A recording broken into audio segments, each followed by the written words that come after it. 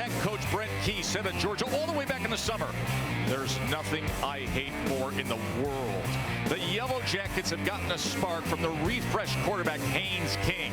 But Georgia's starting to look every bit the part of a national title contender again as Carson Beck has settled in the past few weeks. Between the hedges here in Athens, welcome to the SEC on ABC, presented by Target. This is Fairfield by Marriott Rivalry Week for the 117th time. Georgia and Georgia Tech. Georgia's won 30 straight home games. Meanwhile, the Yellow Jackets are looking for their third top 10 upset of the year. Joe Tessitore and Jesse Palmer with you. This is the 6th oldest rivalry in the sport. But forget old. We want to discuss what's new in the sport, and that's the college football playoff and the concern for Georgia.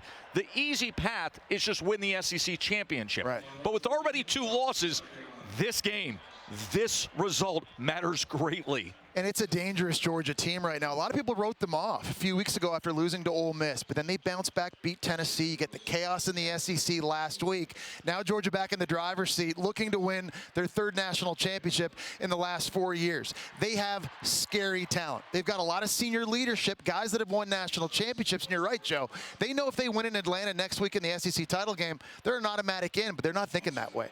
They're treating this game tonight as a must-win game. Let's lock in on Georgia Tech for a bit. Their last 2 games, and it's been interesting how they're going about it. All hands on deck at quarterback. Haynes King, back on November 9th, the upset of Miami, had 93 yards, had the big touchdown. Remember, Miami was previously undefeated. Then last week, the freshman quarterback, Aaron Philo, game-winning touchdown with 22 seconds left against NC State. So now the rambling wreck with momentum. Katie George, what's the plan at quarterback now? Well, Taz, Brent Key told me pregame that Haynes King turned a corner this week throwing the football. He'd been dealing with a shoulder injury that was limiting his ability to throw the ball downfield. That's why they went to the 2-quarterback system that you mentioned. But Haynes King is feeling really, really good. That's not the plan tonight. He will start with the intention of running Buster Faulkner's offense in its entirety. True freshman Aaron Philo will be ready if needed, but this is Haynes King's show tonight. He's played in this game before. He's been in big moments. Brent Key wants to lean into his experience, Jesse. Yeah, Katie, that's big news for this Georgia Tech offense as well, because Haynes King is an outstanding athlete. At 6'3", 215 pounds, he can run the ball, and he's explosive when he does that, and she's right. He got hurt against UNC, and even though he played the last 2 games, you never saw Haynes King throwing the ball vertically down the field. Brent Key told us pregame he was hitting all the deep shots in practice yesterday, so we're going to let him run the whole thing. This is his show, and you got to think the experience of Haynes King being in these big moments, they feel he gives their team the best chance because of his ability to handle an environment like this. This tradition-rich rivalry with so many in-state players who grew up together, and then the star quarterbacks. Haynes King is ready to go. Meanwhile, Georgia's Carson Beck, he knows what it feels like to win this rivalry. Clean, old-fashioned hate next. The Nissan pregame drive is next after this message and a word from our ABC stations.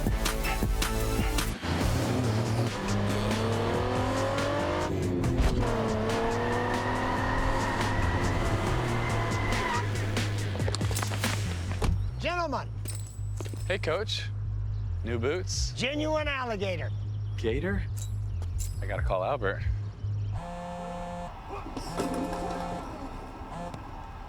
He's not picking up. Come on, buddy, pick up. Welcome to the Nissan pregame drive. Nissan, premier partner of the Heisman Trophy.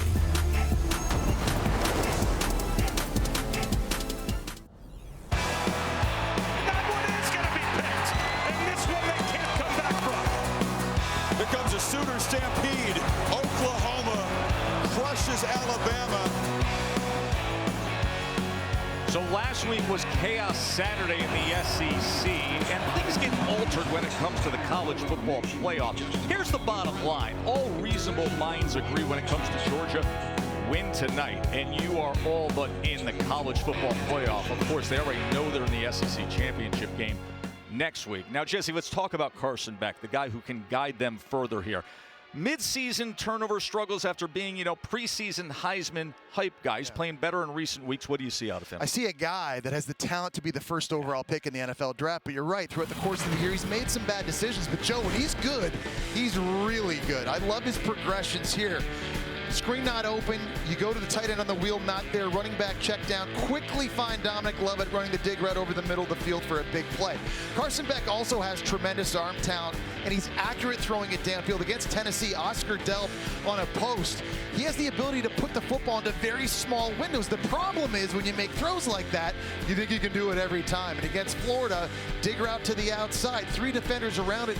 This ball has absolutely no business being thrown, and it ends up costing Carson Beck. He's thrown more picks than anybody in the SEC. He's thrown 12, but you're right. The last 2 games now hasn't turned it over. And you kind of get the feeling if Carson Beck avoids the turnovers from here on out, that's the biggest factor in figuring out whether or not Georgia can win another national championship. Well, Katie, let's talk about his mindset. You caught up with him recently. Yeah, I did, Tess. And while he's had a lot of highs this season, he said it's been difficult to overcome the lows. When you look at his turnovers, he said the common theme is he's trying to do too much. He's been pressing. He said he put so much pressure on himself to make a big play every single snap. Well, that's just not realistic. He said he needed to accept and understand that when a play broke down or something wasn't there, it's okay to live on for the next play. He said that simple mindset change has led to his efficient play these last 2 weeks, guys. Saw the Spike Squad ready. A night game here. Georgia's won 25 straight night games at home, and there is Carson Beck. By the way, these 4-year seniors have been red hot. They've never lost at home in that span. The 6th oldest in-state rivalry in college football. Clean, old-fashioned hate. In this rivalry, Georgia's on a 6-game win streak. It's the 2nd longest in the history of Georgia Tech.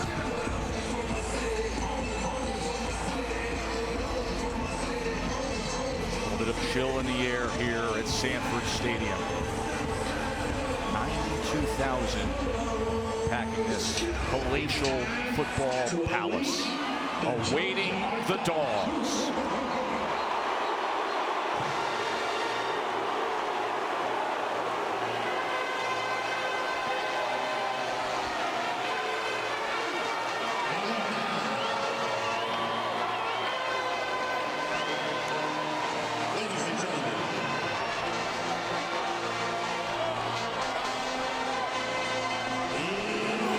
Next week they'll play for the SEC championship.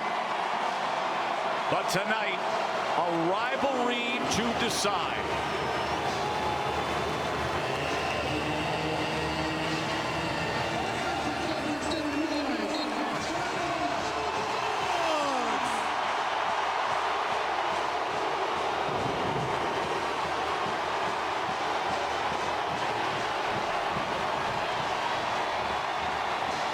This has been the Nissan pregame drive. Kickoff is next after these messages from Nissan, premier partner of the Heisman Trophy. You know the most exciting thing about life? It's how you can change it. How you can reinvent yourself. Take on new challenges. So go ahead, reimagine yourself. We did. Introducing the all-new, reimagined Nissan Kicks. You're watching Rivalry Week, presented by Fairfield by Marriott. Moments ago, Georgia Tech head coach Brent Key addressing his team. All right, guys, all we need is right here. All we need is right here. This is about us. This is about us tonight. Maximize every play. This is about us. Brent Key knows what it is to play in this rivalry. He played every season since 1925, except for COVID 2020, on what is a chilly night here in Athens, Jesse. Yeah, this reminds me of the games I used to play growing up back in Nepean, Ontario, Canada. It's got that chill in the air, but it's ultimate football weather on rivalry weekend. The best, in my opinion, best weekend in all of college football. There's Haynes King. We got the report from Katie earlier. And he's feeling very good. Georgia won the toss. They elected to defer as we are underway with clean, old-fashioned hate.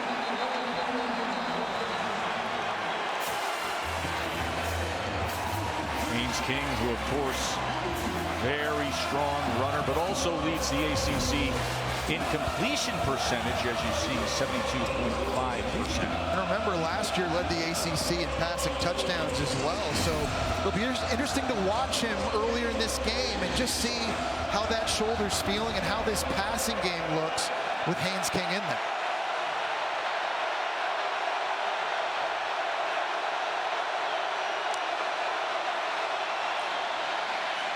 Here's Haynes as Jamal Haynes takes it ahead for 3 yards. Michael Williams, and all of a sudden getting loose is Haynes, wrapping around that right side. Williams thought he had him. Well, a phenomenal job inside running here by Haynes at 190 pounds. He just kept his legs turning, Joe. Wow.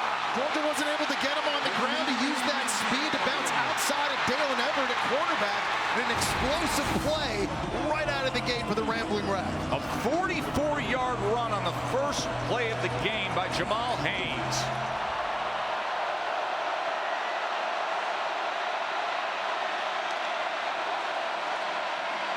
King's going to run it himself as he's already inside the 30-yard line. Haynes King, starting quarterback in recent weeks. We've seen King, we've seen Philo, the true freshman, who got the majority of the snaps against NC State. There is Aaron Philo at a career-high 265 yards and the go-ahead scramble for the game winner with 22 seconds left. But Haynes had a great week of practice, injured that right shoulder back on October 12th and feeling the best he has in a while.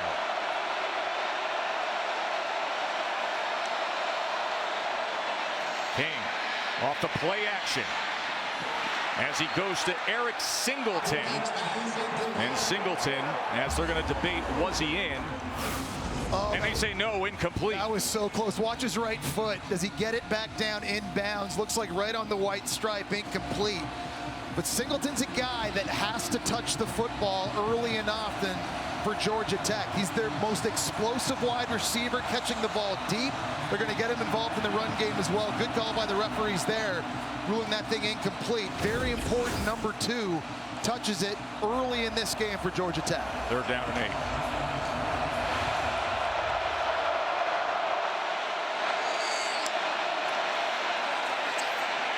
King goes underneath, able to connect, and the first man misses Malik Rutherford, who darts ahead to move the chain. Well, there's a soft spot right over the ball in zone coverage, and Rutherford was able to find that. And a nice job by Haynes King, too, making a very quick and good decision, getting the ball out of his hands early and getting it to a slot receiver to move the sticks. 10-yard reception on what was 3rd and 8.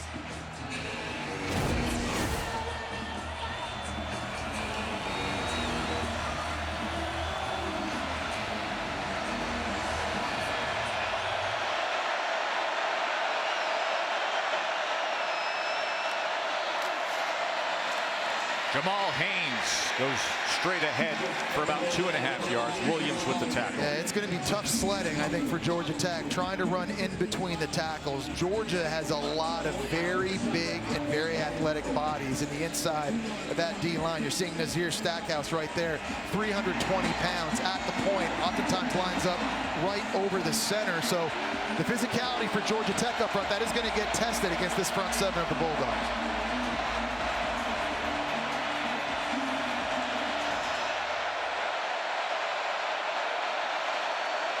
See Haynes King trying to direct traffic at Jamal Haynes, the running back, out into the slot. They bring Singleton back in. Play clock running down with all the confusion.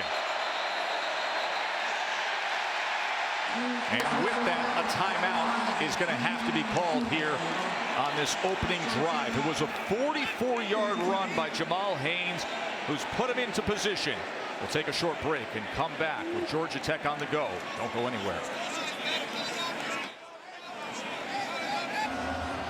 Welcome back to Athens. A big story here. Haynes King, the starting quarterback for Georgia Tech, and they're expecting him to play the majority of the game. Because of plays like this, showing you his experience on a third down recently, Smile Munden on the blitz, vacates an area of the field over the middle, and very quickly, Haynes King knows where his hot answer is, finding Malik Rutherford. It's the experience, handling the environment, and having poise, and you're seeing that early from Haynes King. Off the timeout, a 2nd down and 8. King's going to run it himself. Finds a little bit of a crease before he is tossed back by Jalen Walker. Well, you're seeing some new wrinkles by offensive coordinator Buster Faulkner. He likes to change the picture pre-snap and post-snap, and you've seen a couple times on this drive.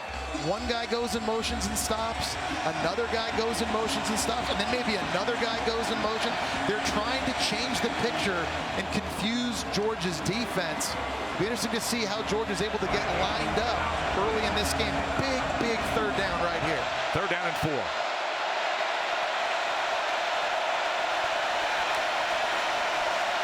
Haynes King out of the backfield is Jamal Haynes, but enough pursuit from the Bulldogs to corral him. C.J. Allen was able to get to him. Well, it was the right decision by King that time because Jalen Walker's coming on a blitz, so he's going to hit the flat route underneath it. But watch Dan Jackson here at safety. He knows where the answer is, anticipates it. He's able to get out there quickly. Doesn't make the tackle, but he makes the play and slows down the forward progress of Jamal Haynes. Really nice job in the back end by Georgia's defense. Hayden Burr on to attempt to open up our scoring for the night.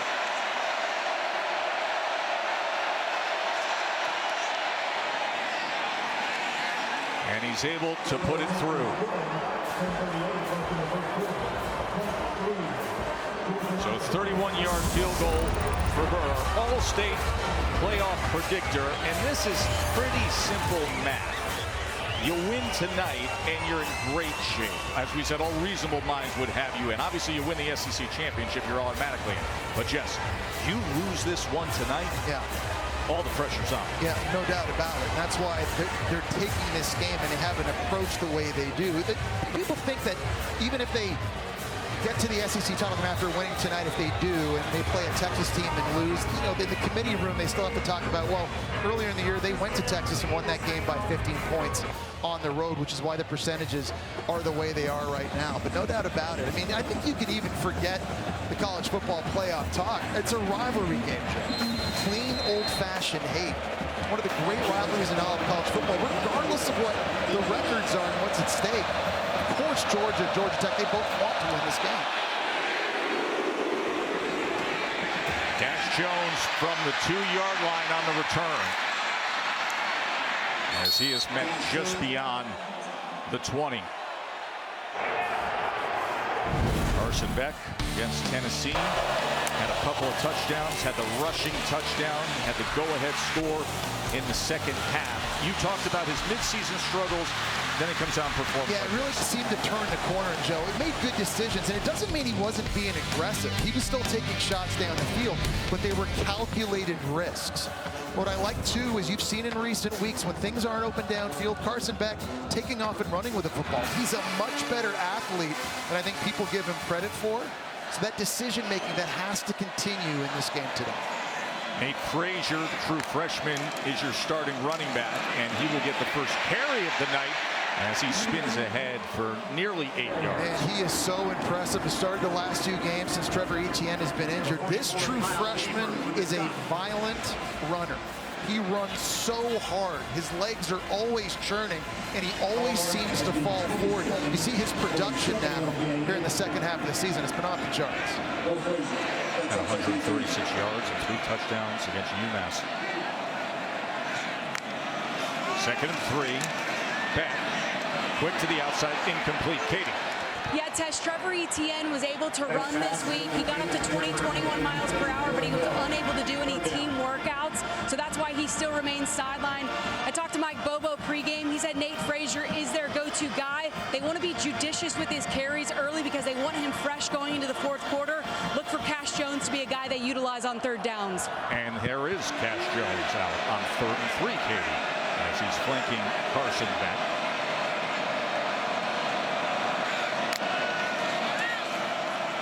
We're down in 3.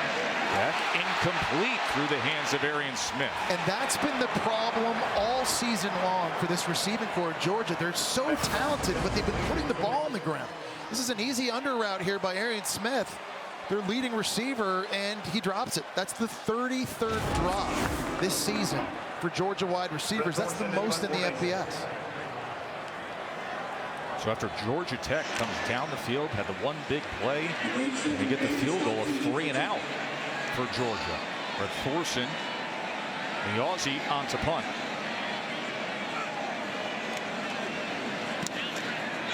Billy Stockton going to call for the fair catch, and he hauls it in near the 25-yard line. On a chilly night here in Athens, Georgia, holiday season has arrived in this magnificent college town. 3-zip Tech. The SEC on ABC is presented by Target. Happier holidays from Target. Bobo going to take it and look and throw it in the corner. And a touchdown! Oh, my God! A touchdown in the corner! My God! In the corner! 1997, Mike Bobo, the current offensive coordinator, then quarterback, with the game winner in the rivalry. Of course, both head coaches played in the rivalry back then. Yeah, I played against Kirby Smart. I was on some of those Florida teams. They had so much talent. You just showed a picture of Hines Ward there as well. And Brent Key was a 4-year starter at right guard. His junior year, they had the #1 offense in all of college football. And now the offense he coaches on their second drive. Haynes King downfield, wide open and complete, and it's Rutherford again out to midfield. Well, it's a nice play design by Georgia Tech this time. They're going to clear out an area in the field out wide and take the corner with them, and then it opens up a big spot in the middle of the field to run this fork route into. Now, we were talking about Haynes King and how it would look throwing the ball downfield. Not a lot of velocity on that throw, but it was perfect touch and perfect timing, and that's how they got the completion. He missed a couple games with the shoulder injury, then switching in and out the last couple games, getting better every week. This is the best he's looked. And of course, this is what he does at his best with the legs. Yeah, and he's a very strong runner, Joe. At 6'3", 215, he always seems to be falling forward, and he drags tacklers with him, and he's not afraid to run the ball in between the tackles. There's so much volume of running schemes that you have to be prepared for when you're playing against this Georgia Tech offense. But Haynes King, unique ability to run the football, not just with speed, but with power inside, makes it so much more difficult to stop if you're Kirby Smart in this defense.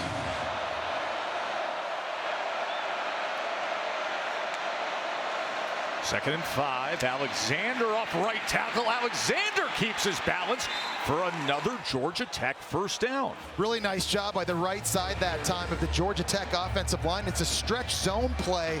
You saw the athleticism, their ability to get up. Nazir Stackhouse gets cut block right here inside. They put him on the ground. That opens up a little bit of a crease for Alexander to get north. And Georgia Tech's finding a rhythm offensively here early in this game. 11-yard run by Chad Alexander. One of those Georgia natives who's playing in this tradition-rich rivalry. Singleton will get the carry. He's a dynamic playmaker. They want to try to get him the ball as often as possible. Yeah, and they find a lot of different ways to do that, Joe. Whether it's just throwing it to him conventionally, they'll throw him screens, you'll give him jets, you'll see him on reverses. Again, he cannot touch the football enough, and he had a huge game against Georgia last year. 4 catches for 96 yards as a true freshman. He's a big weapon. Every single play, you're seeing all these shifts in motion, something Georgia Tech likes to do pre-snap, but the Dogs have to know where number 2 is each and every play.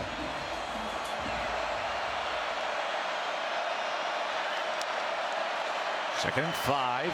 Fake the short pitch as Haynes King drives it ahead. It'll be 3rd 3rd and 1 from there. Well, there's just so much misdirection in this Buster Faulkner offense, really. I mean, you're pulling offensive linemen one way, and guys are going in jet motion, and you're faking handoffs. If you don't have good eye discipline as a defense, the ball gets run right by your face, or it gets thrown over your head. You see Jeep Wade, their offensive line coach, who's done a tremendous job with his unit up front. Zach Pyron is now in at quarterback as King is split out on 3rd and 1. He's 6'3", 220, a big runner. 3rd and 1, he's going to take it straight ahead, and let's see will they mark it, because the interior of the defensive line of Georgia was stout, and I think he's going to be about a football length short. Looked like Jalen Walker and the Dogs clocked things up. Yeah, Chaz Chambliss did a great job of the defensive end position, crashing inside and holding the point. Then it was just like a wall, and Georgia Tech staying on the field. They're opting to go for this here early, right inside the 25-yard line. Here we go with a 4th down. They're 14 of 24 on the year. Haynes. I don't know that he got it. He is torn down and ripped back. Raylan Wilson and the rest of the Dogs with a turnover on downs. It was Nazir Stackhouse inside. We've highlighted him a couple times early in this game up against the left guard Joe Fusel right here one-on-one. Watch what he's able to do at the point of attack. He just buries the left guard. Wow. Gets penetration, and that's all they needed. A phenomenal job by this Georgia defense these last 2 plays in short yardage situations, being the more physical unit. And that has galvanized Glenn Schumann, their defensive coordinator, and the rest of this team. Here's Robinson getting a carry, and that's good to see as Roderick Robinson, who has missed so much time with a turf toe injury, back to action. Well, it's so nice to have the depth in the recruiting that Kirby Smart has. When you lose Trevor Etienne, you can roll out the number 3 running back in high school last year, Nate Frazier, early, and now Roderick Robinson with his talent. Good to see him back on the field.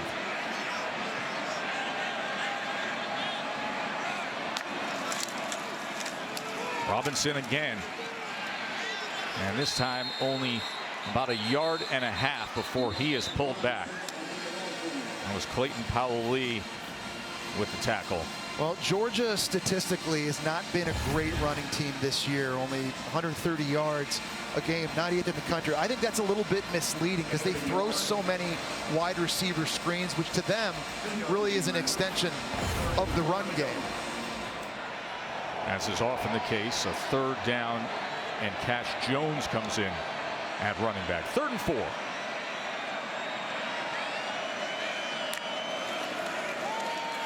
Back with time, and he gets it complete to Dylan Bell for a 1st down. That's a nice job by Dylan Bell, making a catch in traffic. We talked earlier about all the different drops Georgia has had. Dylan Bell on the slant route gets the inside release. He's got a corner draped all over him. That was Rodney Shelley, but he's able to make the catch. And it's good to see Dylan Bell back out there for Georgia. Remember, Joe, ankle injury against Tennessee. They weren't sure if he was going to be able to go, already making a play early. Medical staff out to attend to a Georgia Tech defensive player as Georgia just had their first down of the evening. This is what happened to Georgia Tech's Rodney Shelley moments ago, number 6. Kind of got sandwiched in between Dylan Bell, but also maybe some friendly fire, Clayton Powell-Lee and Jackson Hamilton. And Georgia Tech very thin at corner now. Their starter, Warren Burrell, who's missed the last 2 games, is out, and now you got the injury to Shelley. Here's Phillips on the carry, past midfield. So you got a thinned out defensive backfield for Georgia Tech, and you have a Georgia team who's more committed to the run on this drive and having success. But that injury is going to be something offensive coordinator Mike Bobo is very aware of. And when you've got speed on the outside at receiver like Arian Smith, you just wonder if you want to take a shot into now against the replacement cornerback in Zachary Toby, number 23.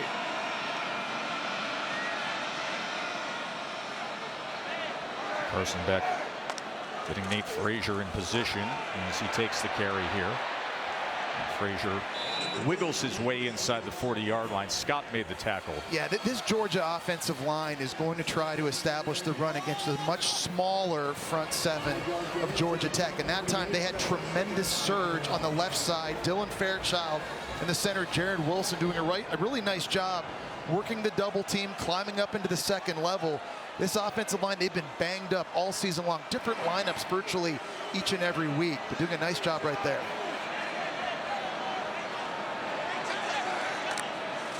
Second and 5. Beck, play action, gonna take a strike to the end zone, and it's beyond the intended target, London Humphreys. Coverage came from Amari Harvey. The transfer from Vanderbilt is a guy that Carson Beck likes to throw fade routes to and go deep. That time the Auburn transfer, Amari Harvey, in coverage one-on-one to the outside. And there was a pull there, Joe, on the jersey with the right hand. Did not get called. If not DPI, that easily could have been defensive holding. But they're going to let that one go. And what you're looking for now is consistency on both sides. If you're not going to call that against Georgia Tech's defense, that shouldn't get called against Georgia's defense either in this game. Third and 5. Jones is going to be 3 yards short of that line to gain as Micaiah Scott came up with the tackle. You're in that area of the field now. If you're Georgia, you're just going to go. And they're hurrying up right now, 4th down, lining right back up, keeping Cash Jones on the field. You could tell by that 3rd down play call they had already made the decision. Here's a 4th and 3.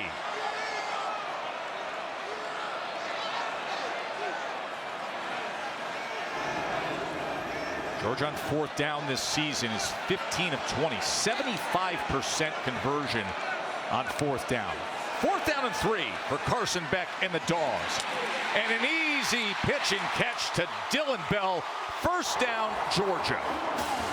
This is a great job of anticipating by Carson Beck, throwing the out route to Dylan Bell. He gets this thing thrown way before Bell over here breaks out of his route. Just watch Carson Beck and the timing of this. You'll see Bell come into the screen.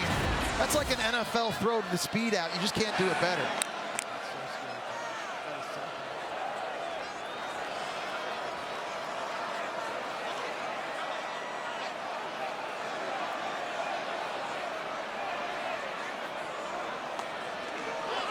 Beck looks left and then goes back to check down, but was well overthrown of Cash Jones. Nothing was there to begin with. Rodney Shelley is now the big story and concern defensively for Georgia Tech. Suffered that injury moments ago, and that has them thinned out in the defensive backfield. It really does, and it's a defense. The defensive coordinator Tyler Santucci, they like to play big zone coverage and just keep the football out in front. See Shelley maybe speaking with a family member, a friend, just trying to get some encouraging words. Hopefully he's okay. 2nd down. They go with Smith, and Smith lunges ahead towards the sticks. These wide receiver screens are extensions of the run game. That's basically a sweep, and a really nice job by Georgia that time, getting Urosic, the Stanford transfer at tight end, out in front on a block. And Arian Smith was with his speed so dangerous. 3rd down and 1 based on where they marked him. You see the tight formation that they were ready to go with. Timeout. We'll repair the chains.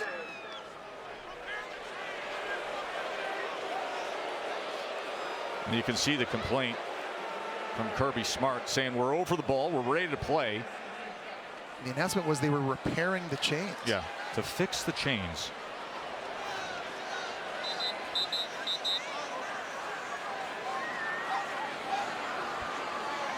It's 3rd down and 1 at the Georgia Tech 14-yard line. Watch where he comes down there.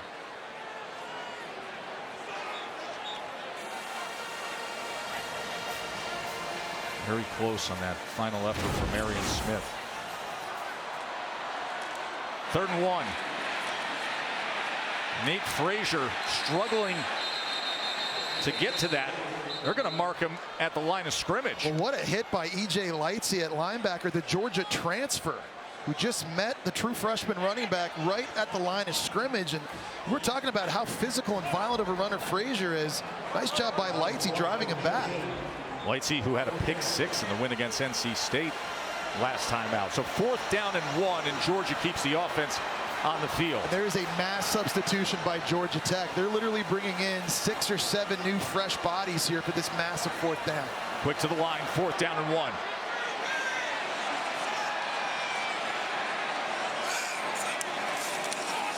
Frazier, 4th and 1. He tries to reach for it, and they're marking him short. The Georgia Tech defense, with Kyle Eifert surging ahead to make the tackle, comes up with a turnover on down stop. And it's big Zeke Biggers right here at nose guard. 6'6", 320 pounds, gets tremendous push and penetration against the center, Jared Wilson. You saw Georgia just do this on the previous drive on 4th down. The penetration in the middle of that defensive line is what sets it. Phenomenal job. These last 2 snaps now by Georgia Tech being physical. You know, Biggers has that frame, 6'6", 320. We were down there pregame. You turned to me. You said, he looks like the kind of 5 stars that Georgia typically acquires. Yeah, to me, he looks that way off the bus. He's the one guy on Georgia Tech's defense that I think could start on Georgia's defense. He's got unbelievable quickness and athleticism for a guy his side of the inside. What a big stop for the Georgia Tech defense as Haynes King and the Yellow Jackets back out there.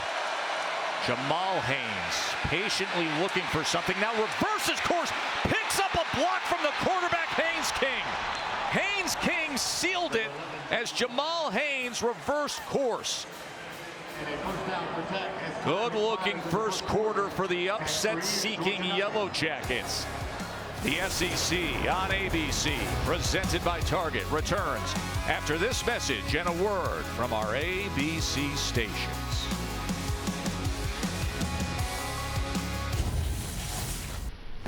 Welcome back to Athens. We're on the sidelines with Brent Key. Massive stop by your defense. What do you like about the way that group has started? Yeah, I mean, we've given up a couple runs. We knew when we got in the red, or when they got in the red area, we were going to have to hold them to field goals or get them down. So they went 4 on 4th, kind of got one back there. I mean, we got to be able to get a yard though. But, you know, we're running the ball well, moving the chains, but we got to be able to get down the red area. And when it comes down to a yard, we got to get a yard. What's the key to finishing when you get to the red area?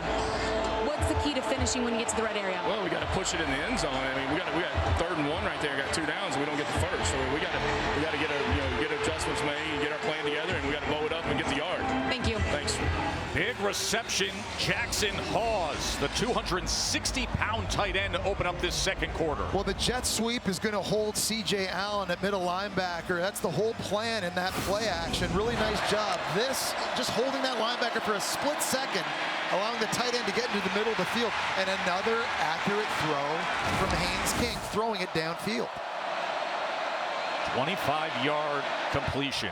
Haynes King, the healthiest he's been since early October, as he's going to run the ball here, and Haynes King will go ahead for 8 yards. And Jesse, Georgia Tech starting their drive. First play of the first game was 44 yards. Then a 24-yard pass on their second drive, and a 22-yard run to open up this drive. Yeah, they're finding some creases here. One of the things I love about Haynes King, Joe, is in the zone read game, he always seems to make the right decision. You talk about decision-making quarterbacks. It's not just throwing the ball.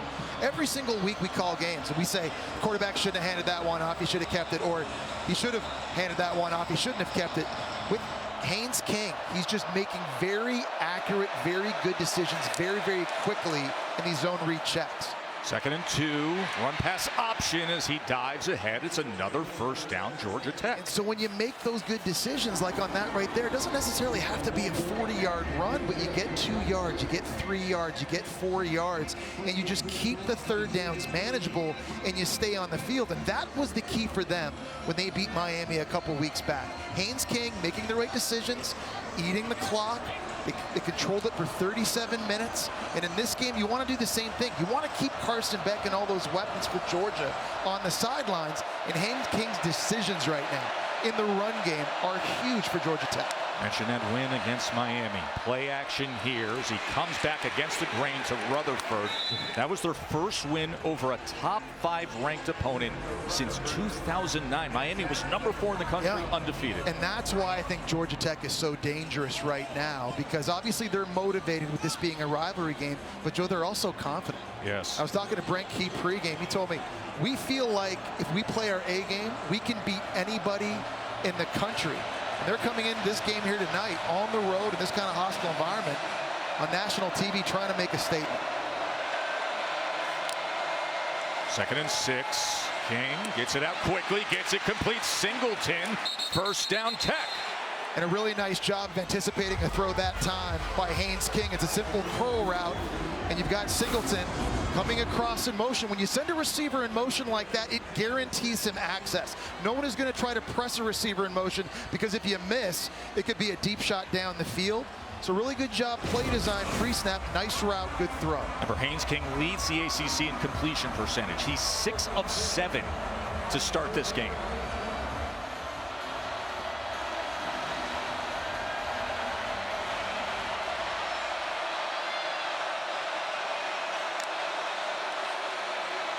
Paul Haynes, as he's stacked up at the 11-yard line, driven back by Stackhouse and the rest, including McLeod.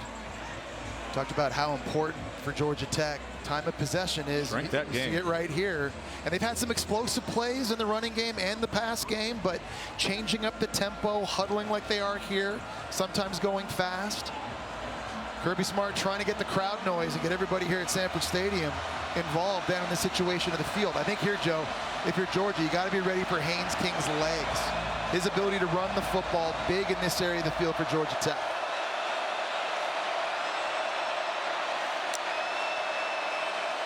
Alexander on 2nd down as he spins his way towards the 7-yard line. It'll be 3rd down from there. So Haynes King experience, obviously, very important in a situation like this, right? You're down close. Obviously, points at a premium, but you can't force anything into the end zone here if it's not there, and you can't take a sack. So with all this crowd noise now on 3rd down, about to crank up, the decision-making of Haynes King is going to be big.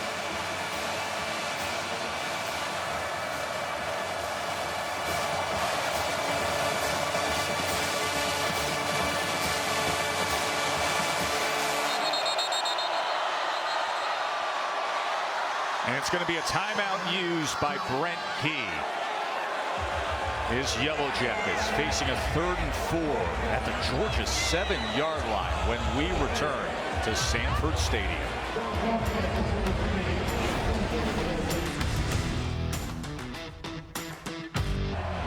Want the latest on today's games? Just tell Siri, show me the college football scores. All 3 of Georgia Tech's drives have gone into Georgia territory, but just 3 points to show for it. In this rivalry game, here we are, 2nd quarter. Joe Tessitore, Jesse Palmer, Katie George with you. A 3rd down and 4. Haynes King with time to the end zone. Incomplete. Threw it a little bit behind Eric Singleton. Well, I think Haynes King felt Smile Munden in zone coverage on the left side of the end zone, and he knew he couldn't lead him too far to the left. So you see 2 down here, he's playing that, and Haynes King's thinking, if I put this out in front, this might get picked in the end zone. He was trying to protect the throw a little bit too far behind Singleton that time. As you see Haynes King talking it over with his quarterback coach, Chris Weinke. Aiden Burr. Off the upright. Off the upright. They come away empty. And Jesse, during the commercial break, I just turned to you. I said, hey, you want to pull off something magical and special against the number 7 team in the country. You got 3 drives into Georgia territory. You got to come away with points. Yeah, and you're playing against a team that's won 30 in a row at home. And when you get these opportunities, you've got to come away with 7s and not 3s. And Aiden Burr, a guy that hit 3 field goals of 40 or more yards his last time out against NC State. I mean, that normally is a gimme for him. First miss under 30 yards this season. Frazier, he is wrapped up and thrown back. Kevin Harris with the tackle. Well, we've seen Georgia be much more committed to the run game early than we've seen most of the year, certainly in recent weeks as well.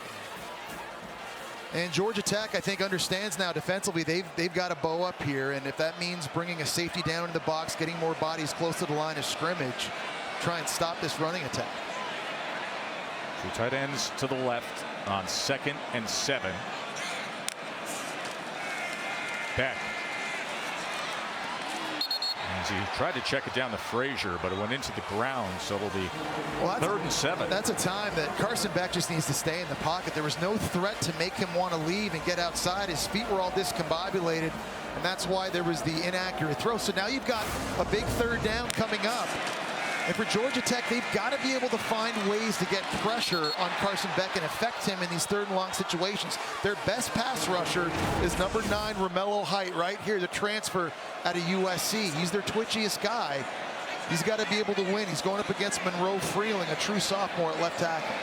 See, Georgia's just 1 of 4 on 3rd down conversions. Beck with pressure, straight ahead, and he is sacked. They get to him.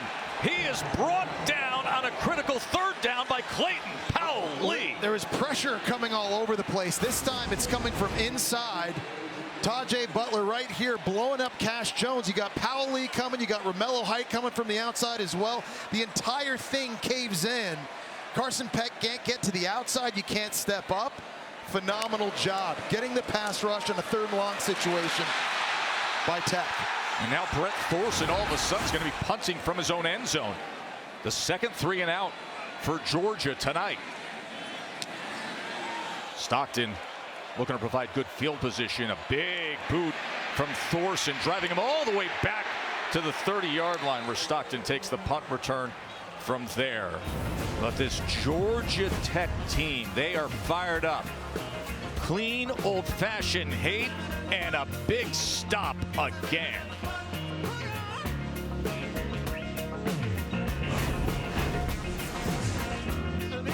And a good start to the night for Haynes King. It's our Cheez-It crunch time. Yeah, he's really done a nice job. The decision making early on the 1st drive, finding a hot throw to Malik Rutherford over the middle of the field, moving the pocket, accurate downfield, this time to Rutherford on the 4th route. We've seen him get involved in blocking, Joe. That time on Chaz Chambliss in the run game, and making good decisions in the zone read game is too. Tough running in between the tackles, keeping the offense on schedule. They've dominated time of possession here so far. The problem is when they've gotten down tight into Georgia territory, they're not coming away with a lot. Only 3 points, stuffed on 4th and short. They missed a field goal.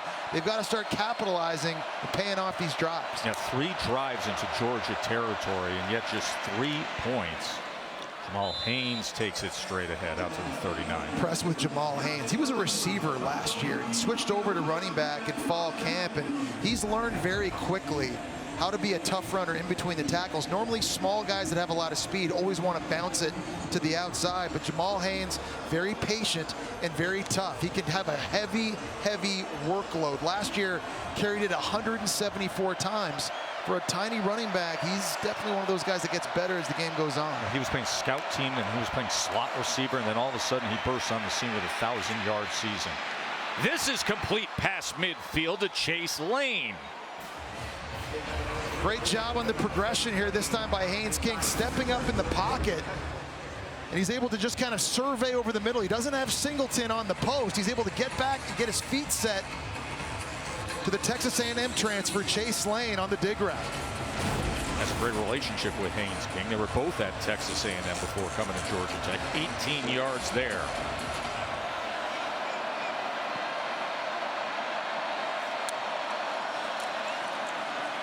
Jamal Haynes off left tackle as he reaches out to the 40-yard line. A flag comes in. So here's another drive, Jesse, that crosses midfield.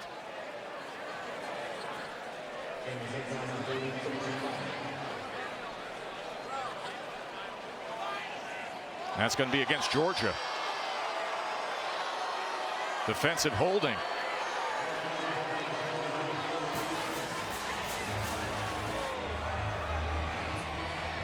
Georgia Tech just has a very good rhythm right now. Buster Faulkner, their offensive coordinator, is just setting things up nice. There's a nice little balance. It's been predominantly run.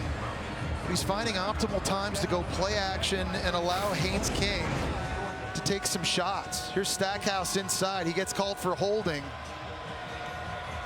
That time is Weston Franklin, Georgia Tech center, is trying to get out on a block. Gets taken to the ground, and Georgia Tech now again back inside Georgia's 30-yard line. That was awkward as Haynes King makes the most of it. In fact, he gets 10 yards on that. Jalen Walker finally tracks him down. Yeah, there was a miscommunication. It didn't look like Haynes King was ready for Weston Franklin's snap that time. You saw all those Georgia Tech bodies frozen, but they make chicken salad out of you-know-what, and he just is able to take his speed and get to the outside. You could see most of the offensive line was shocked by the fact that the ball was snapped, and thank goodness for King that he has eyes on it. But again, the experience and the poise and not freaking out when something goes bad. You're able to collect yourself quickly and just do the right thing.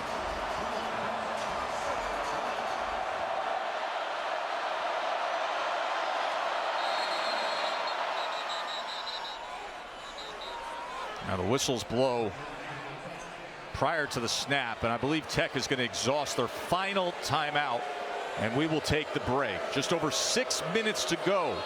3-0 Georgia Tech.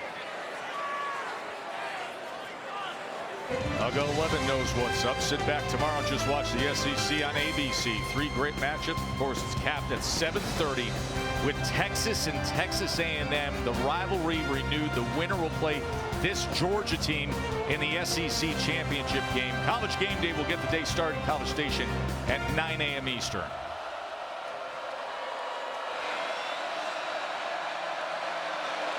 Off the timeout, field goal lead for Georgia Tech. Haynes King not finding much of anything, spinning ahead into the tackle of Warren Brinson. Yeah, and Georgia Tech now has already used all 3 of their timeouts. We've seen at times, Joe, there have been some miscommunication and confusion. Guys getting lined up in the wrong place. Haynes King having to move guys around. They're trying to shift in motion a lot. They're not going quick enough, and they're forced, Brent Key is forced to call these timeouts. I know they're trying to bleed the clock and own the time of possession, but there's got to be more of a sense of urgency now for Georgia Tech. 16 minutes to 8 minutes is the current time of possession.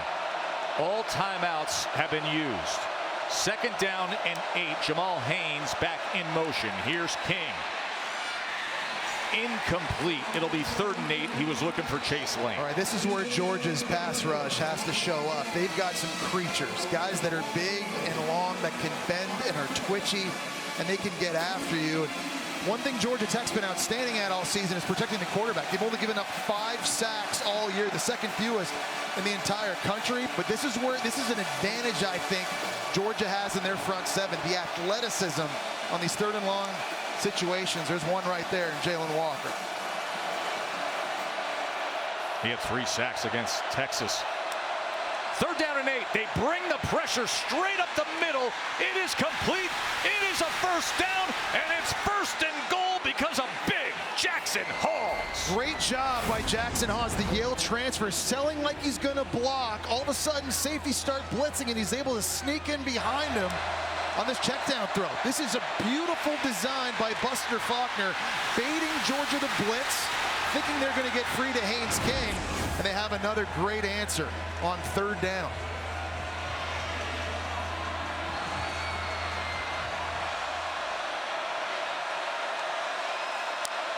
First and goal.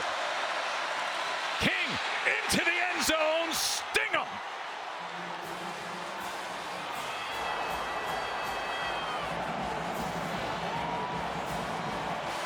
We talked about the decision-making of Haynes King and these zone reads and how this is a big part of the offense down close. Simple zone read. You're reading Michael Williams at the end of the line of scrimmage. He crashes in on the fake to the handoff. That's just a walk-in for Haynes King. What did we say at the beginning of the night? A rivalry game with the SEC championship game spot already locked up for Georgia. But you win this one, and it takes the pressure off. You drop this one, and all the pressure's on, and this is pressure being applied by Haynes King. There's Michael Williams, and he's going to bite on this. There's nobody there to replace. And Haynes King he's done this a million times throughout his collegiate career. Easy read, everybody crashes down inside. And with this speed, he's able to get outside. Really nice drive. All 4 drives tonight, Joe, for Georgia Tech. They've been putting it together finding a rhythm, putting themselves in position. We talked about it. If you're going to beat the number 7 team on the road, who's 16-0 in 9 games under Kirby Smart, you got to come away with 7s, not 3s, and Georgia Tech did there. And Jesse, you could say, listen, it should be even more than 10s. You have a turnover on downs and a short field goal that goes off the upright. But here is Georgia Tech playing fiery. Brent Key turned to his team earlier tonight. He said, all we need is right here, pointing to his players. They have had just that.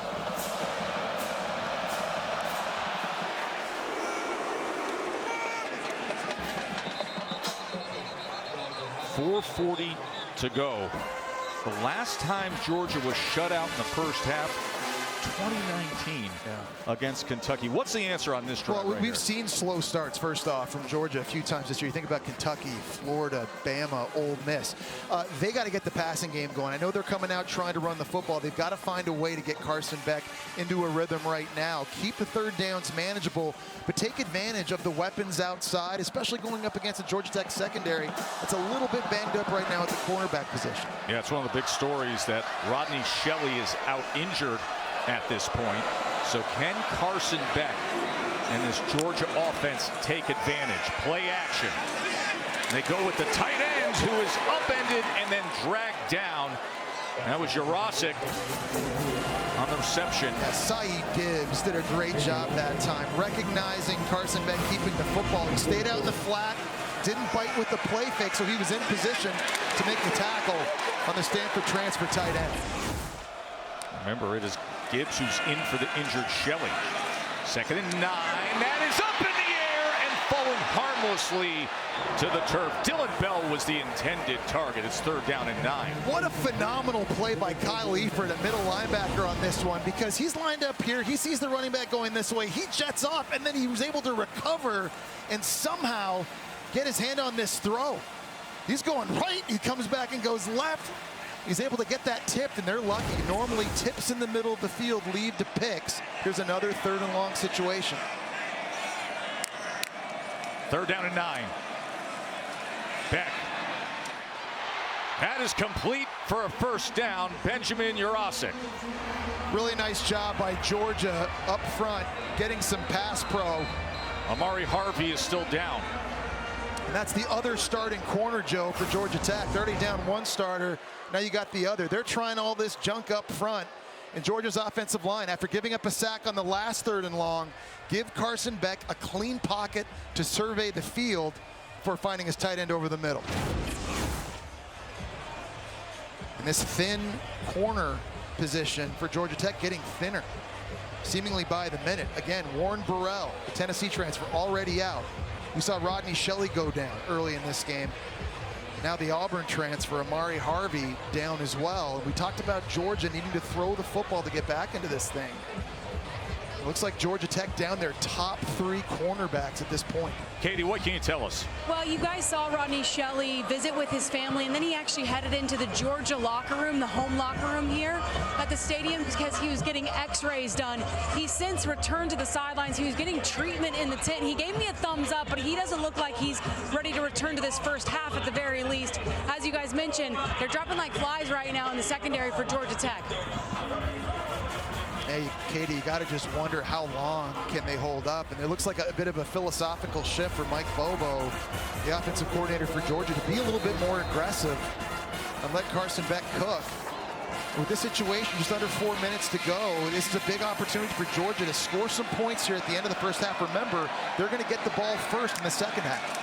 1st down after the 19-yard completion. Beck with time, goes with a shallow cross. Again, the tight end, Jurasic, who fights his way ahead for 9 yards. And they're getting it to the tight end. Mike Bobo has a phenomenal group of tight ends. And Oscar Delp, Lawson Lucky, and Ben Jurasic, guys that are big, that can run, that can stretch the field, make plays after the catch. They may not have Brock Bowers anymore, but they've got matchup problems at tight end all across the board. This group had 10 catches, 130 yards, and 2 scores against Tennessee. And you're seeing this group make some plays here at the end of the first half.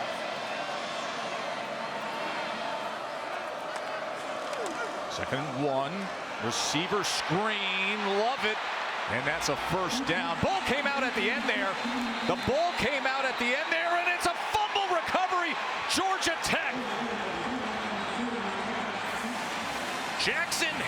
Hamilton was quick to get on it, and it's a turnover, and with 3 minutes to go, Tech's got the ball again. What a play. Saeed Gibbs, 16, you see him right there. He tries to slip the block, he's able to catch up, knock the ball loose with his left arm. And Jesse, look who came into the game there. That's Warren Burrell, who was dealing with the injury, but they're so thinned out that he was out there on the field. Probably not 100%, and still helping to make that play. Everything seemingly going right now for Georgia Tech, and now they have a great opportunity with the ball back here at midfield with 3 minutes to play to try to tack on to their 10-point lead. Remember, Georgia hasn't been shut out in the first half of a game since 2019 against Kentucky. Off the turnover, Haynes King. Nothing happening there. Smile London wraps him up. Yeah, this is a big sudden change situation now for this Georgia defense to try to slow down this momentum. And you were just on the field, you just gave up a touchdown. Your offense turns it back over right away. You got to get back out there. They've already played a lot of snaps. They've already been on the field for a lot of minutes in this game, 17 and a half. And they need to bow up here, get back off the field again, get the ball back to Carson Beck. All the pre-shift motion. Empty look here for Haynes King. And he struggles to get back to the line of scrimmage. That was good work by Munden and McLeod. All right, so now you set up another 3rd and long situation for Georgia. In the pass rush, someone's got to win. It's Michael Williams, Jalen Walker, Damon Wilson, Chris Cole. They've got a lot of dudes up there with a 2-minute timeout. It's going to be a 3rd down and 10 when we return to Sanford Stadium. Georgia Tech 10-zip.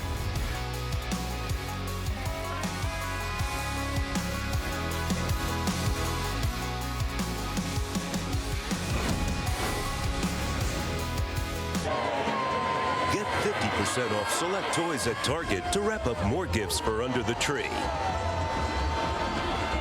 The Spike Squad is looking to rally for their defense.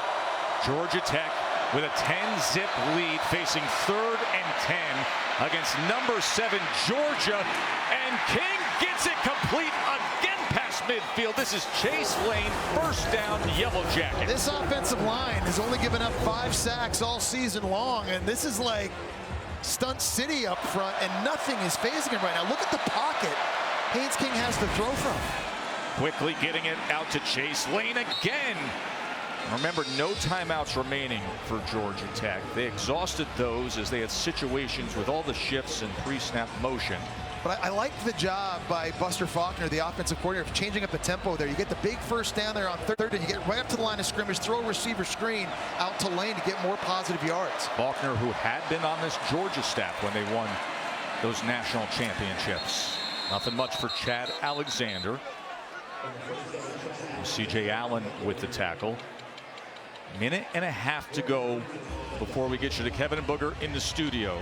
You see Buster Faulkner on one side. You see his former boss, Kirby Smart, on the other side. You're trying to get to about the 35-yard line. I think if you're Georgia Tech, to feel pretty good about your kicker, Aiden Burr. He kicked a 51-yarder at Virginia Tech. That's his long on the season. Also missed one that went off the upright earlier tonight. 3rd down and 1. It's Haynes King getting loose. Haynes King still on his feet and striding out of bounds. It's 1st down, Georgia Tech. It's the motion pre-snap that takes not only Malachi Starks, but also C.J. Allen this way. And for King, the misdirection, all the different eye candy. If you don't have good eye discipline, the ball gets run right by your face. A good job of awareness of Haynes King, too, getting out of bounds in this 2-minute situation, preserving the clock. Brent P. looks on, the head coach who played in this fiery in-state rivalry.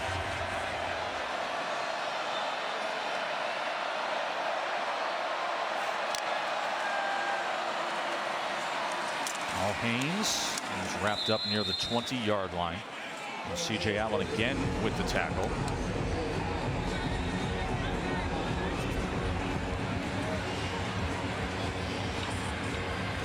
There is Aiden Burr. Will he get an opportunity?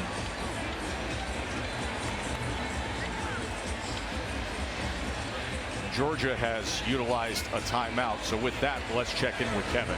Best Capital One halftime report is minutes away. Booger McFarland, Kevin Nagani in studio. A day for the Heisman candidates, and Deion Sanders goes off about Travis Hunter. Plus, we'll take a look at Ashton Genty and why we're talking about Barry Sanders in the same sentence. You just said, don't do what, Georgia Tech, right now? No doubt, Georgia Tech needs to score. They don't need to settle for the field goal. This game is about effort and execution. And on top of that, Kev, if you're looking from a coaching standpoint, Brett Key and his staff are coaching circles around Kirby Smart and his staff. Kirby and the Bulldogs seem to be a step slow. That's coaching. Georgia's offense just 4 first downs so far in the first half. Tess, back to you. We'll see you at the half. All right, guys, 287 total yards for Georgia Tech. Georgia's 97. Situation on the field now. If you're going to capitalize on this, the best players have to touch the football, and Eric Singleton, number 2 at receiver, he's lined up at the top of the screen. He's their most dangerous weapon at wideout.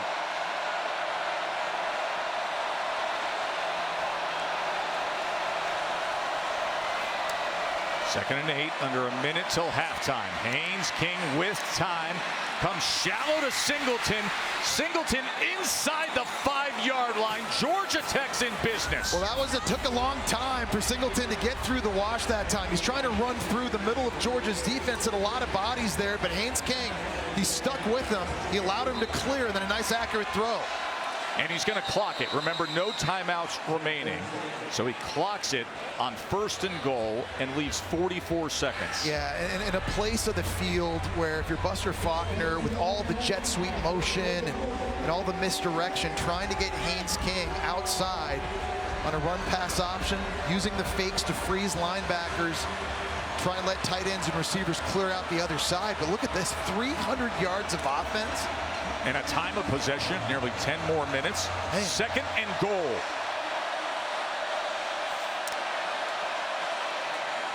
Here's King.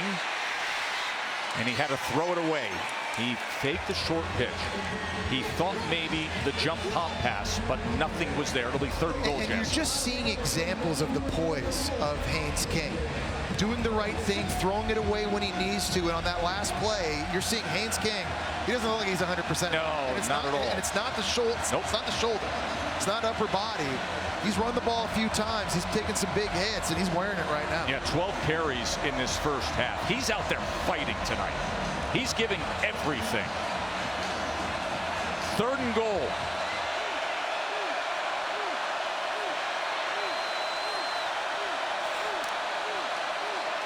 King.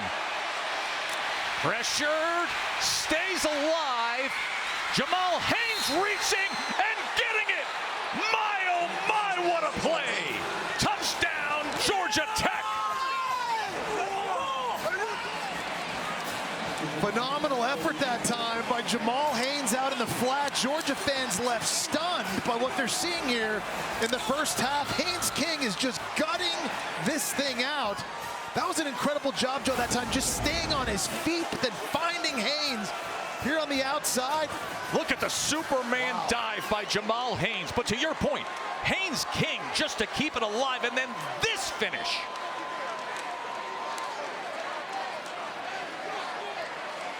The kind of effort you need if you want to have a night like this. Incredible. An 11-play drive that goes 63 yards.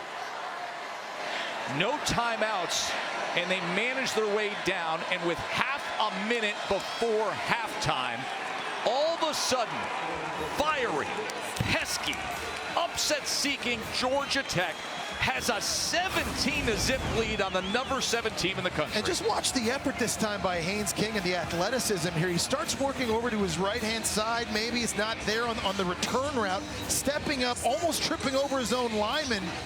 Getting his shoulder square to somehow spit this out to Haynes in the flat.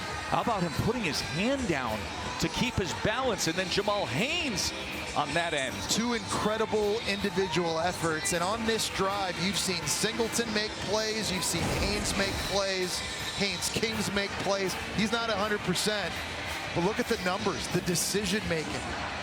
He's never put the ball in harm's way. He's kept his offense on schedule. Joe, you never hear, wow, they've gone up and down the field against a Georgia defense. But that's exactly what's happened with Georgia Tech here early.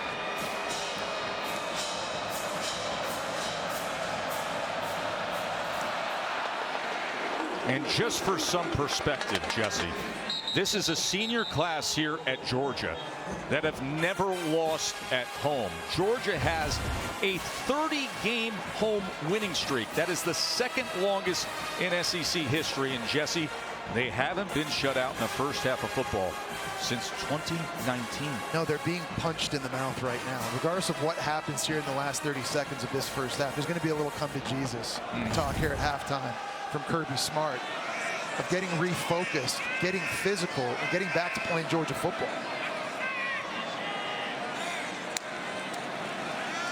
Carson Beck, final moments of this first half. That was batted right at the line of scrimmage. An active defensive line getting in those passing lanes. Yeah, we've seen Georgia Tech make some plays up front. That's the South Carolina transfer, Micaiah Scott, getting the big paw up there. Looked like Carson Beck may have had a throw to Arian Smith on the in route. You've got to be impressed in all facets of what Georgia Tech's been able to do.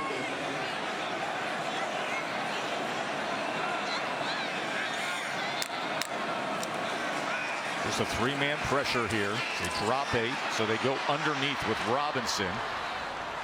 Robinson will have the first down as they try to manage these final 18 seconds. Powell Lee with the tackle. He had a sack earlier. And 2 timeouts left. They'd love to at least get a field goal out of this. You got to get to about the 37-yard line to get in Peyton Woodring's range.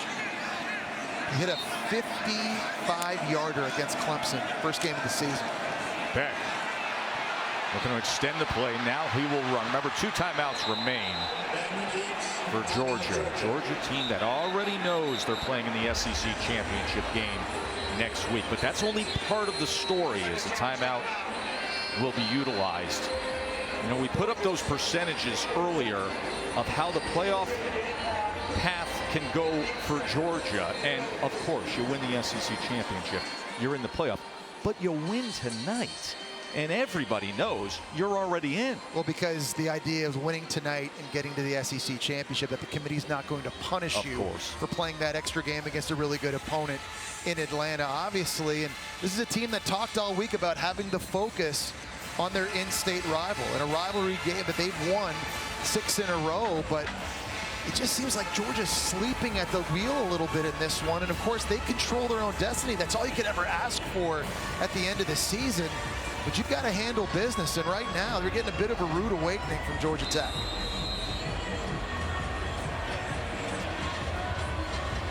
Georgia's won 25 straight night games at home.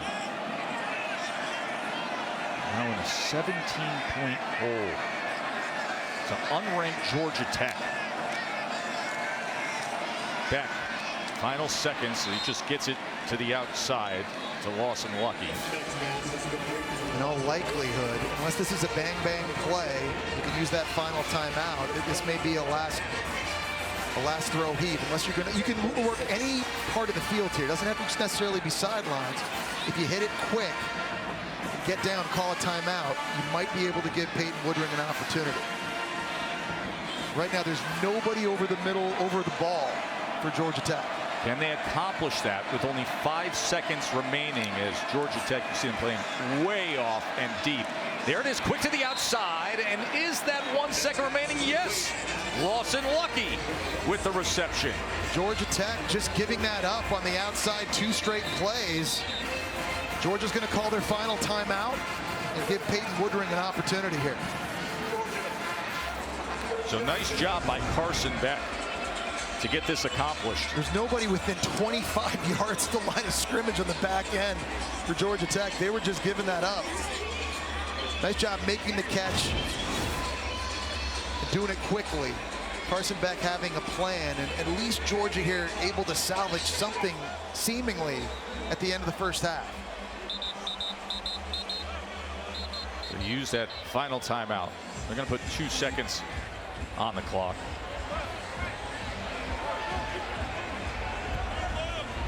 Peyton Woodring will come on to try to get Georgia on the board.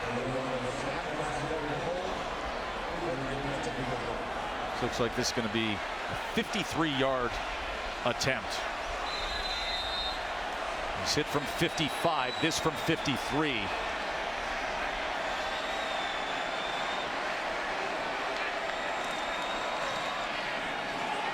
That never had a chance.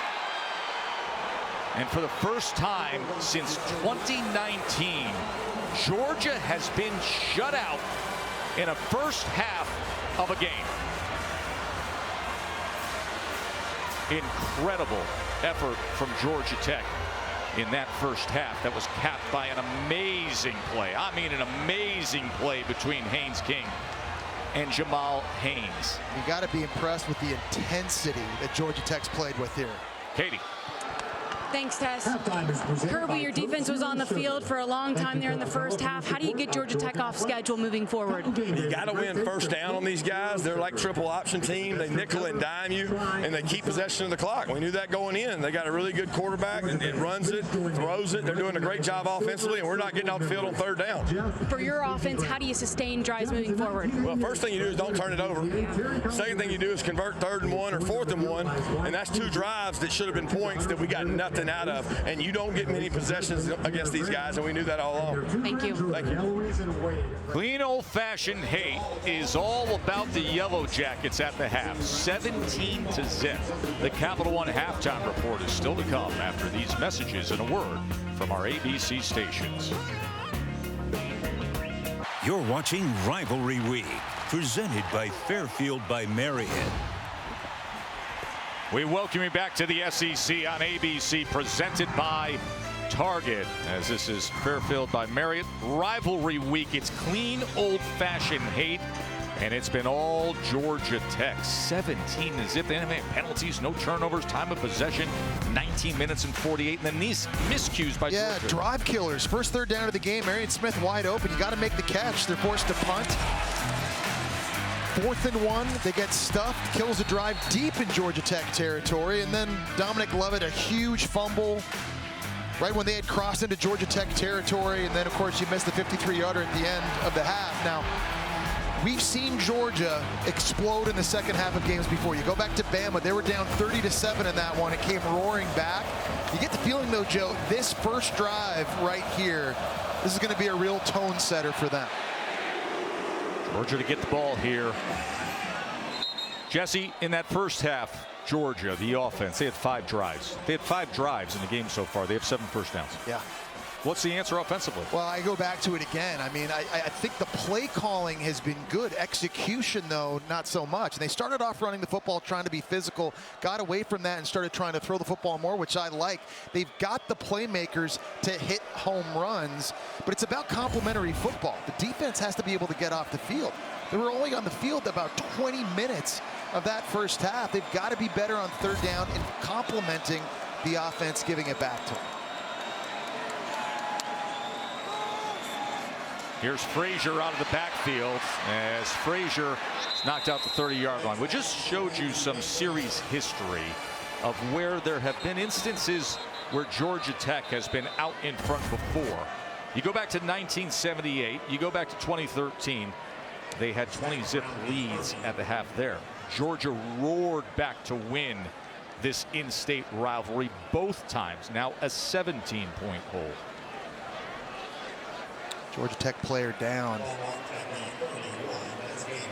for that last hit. I think that might have been cornerback Zachary Toby. Another corner for Georgia Tech. They are getting dinged up in the back end of this defense. Rodney Shelley out. Harvey was injured. Katie, what can you tell us? Yeah, as you guys could imagine, Brent Key is really pleased with the way his defense has played so far. He said defensive coordinator Tyler Santucci is making the right calls at the right times. He said we're getting off the field on third down. We forced that turnover, but he said this game, of course, is far from over. We have to keep playing our butts off if we want to walk out of here with a win. Maybe not the word that he actually used in the live interview there with Katie, but she's right. And Coach Key is right, too. Tyler Santucci, their defensive coordinator, has been doing an outstanding job in this game. And you go back and take a look at that last hit, 23 to Zachary Toby. He goes down hard. We've seen 3 corners from Georgia Tech already go down and have injuries here in recent weeks. And Zachary Toby, a big physical corner, only a sophomore, very slow to get up. It's one position group where they cannot afford injuries at this point.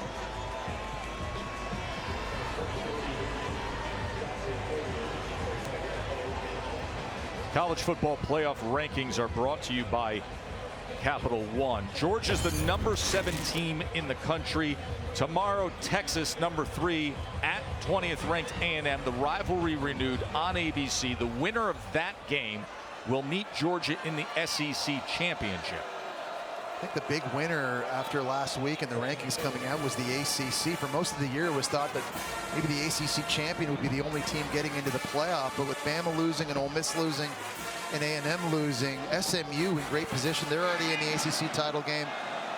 And it looks like there may be 2, maybe even 3 ACC teams to get in if Clemson's able to beat South Carolina tomorrow. Clemson or Miami against SMU for the ACC championship. Downfield incomplete. Dominic Lovett had a chance. And that's a play they got to make with all these injuries on the back end for Georgia Tech. Carson Beck trying to take a shot, and we talk about all the drops and contested drops. That's just a play Dominic Lovett has to be able to make on a perfect back shoulder from Carson Beck. He's seen that time and time again this year.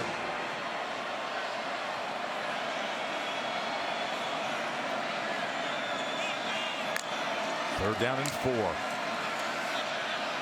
Beck trying to find an option.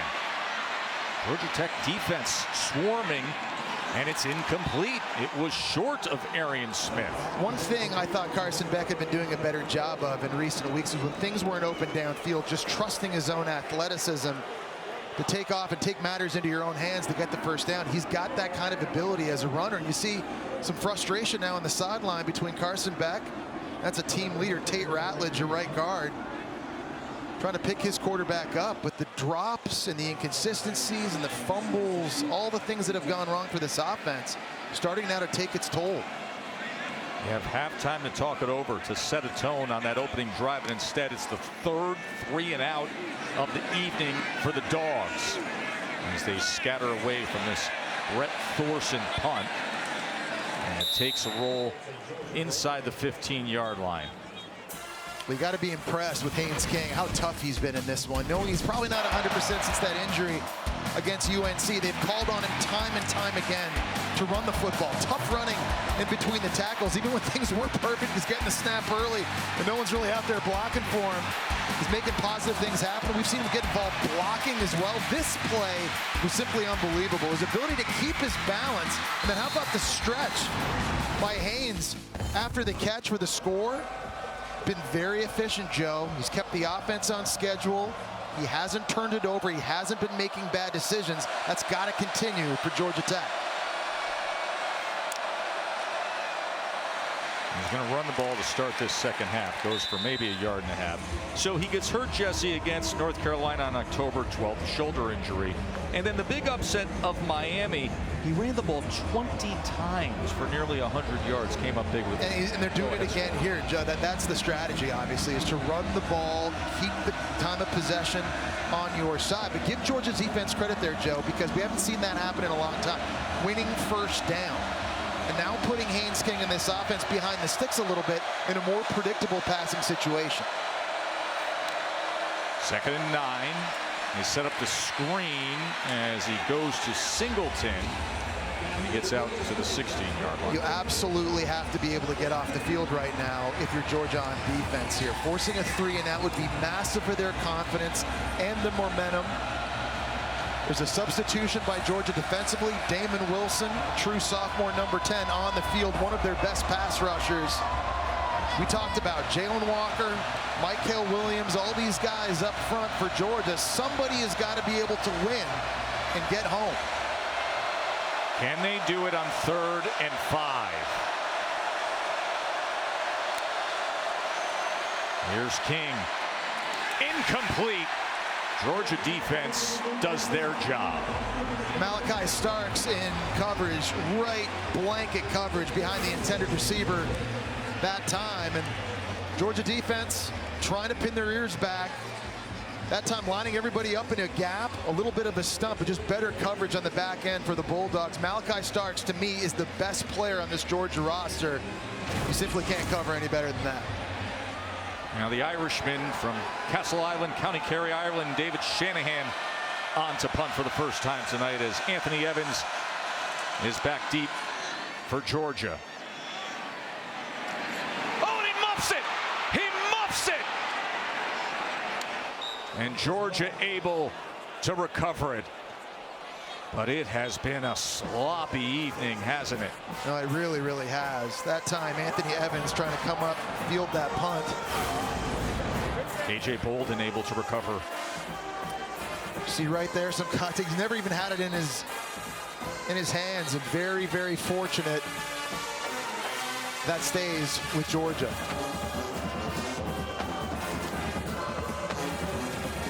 See the urgency. Kirby Smart.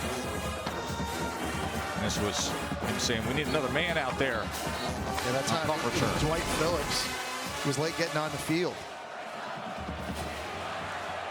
Good starting field position for this second drive of the second half. Here's the reverse, and it's Arian Smith. And he's got a lot of room in front. Arian Smith lowers the shoulder and is down near the 20-yard line. Chunk play, Dogs, 30 yards. Well, it's the toss to Cash Jones this way that gets all of this fast flow from Georgia Tech going the backside. And then they bring the reverse with Arian Smith. And how about Xavier Truss?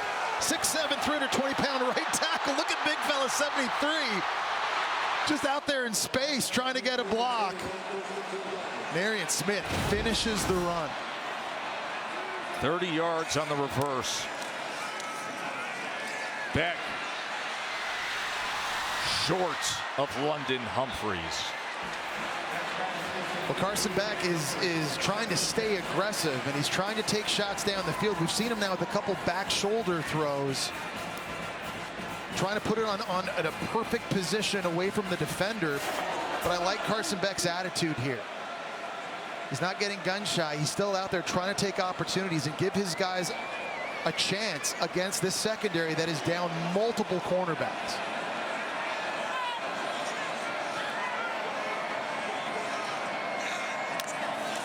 Second and 10. Frazier. 2.5 yards. Third down from there. Kevin Harris with the tackle. Well, one of the biggest improvements Georgia Tech's defense has made this year has been third down. Last year, they were the worst in the ACC, but under Tyler Santucci, their first-year D coordinator, they're now second best in the conference, and they throw a lot of different mixed looks at you up front. They try to line guys up in different gaps. You can't tell who's blitzing, who's not. And they've had some success early in this game on third down, getting off the field. You see it again here, mugging every gap up front. Here's a third down and 8. Goes shallow, and Cash Jones will cash in. First down, Georgia. Cash Jones is such a good route runner coming out of the backfield. And Georgia Tech's got a good matchup on him, and Clayton Powell right here. He's a safety, but it's the angle route. Beats him across his face to get the completion on third down. Can't do it any better. So this is the deepest penetration by Georgia so far tonight. It's first and goal, Dogs. Can they finally break through after being shut out in that first half? First time in 5 years that's happened.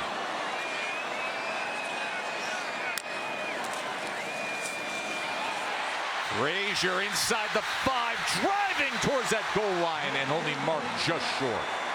And he's so good at finding the hidden yards. When you watch Frazier run, the pile's always moving forward. He always falls forward. Tech is claiming they got the ball. Tech is saying we came up with the ball at the end of that play. The officials are marking it down. Let's watch the end of this play. Maybe a replay coming. Does this ball come out? See Frazier. Listen, all of a sudden Daniels has the ball in his possession, but is Frazier's back on the turf, or even his backside on the turf before that happened? Remember, ruling on the field as he was ruled down. His forward momentum still going forward. The question is when is he down and does he still have possession of the ball? Omar Daniels came away with the football. Georgia Tech claims that they have the ball. But you need indisputable video evidence to overturn this. And right there, the ball's definitely out. Frazier's down. The question is, when did that football start to come out? When did he lose possession of it in relation to him being down on the ground? Meanwhile, Clayton Powell-Lee was slow to get up at the end of that play. Man, it's another DB. This time it's safety. Let's bring in our rules expert, Matt Austin. Matt, what's your read here? Yeah, I agree with you guys, Joe. You really can't tell.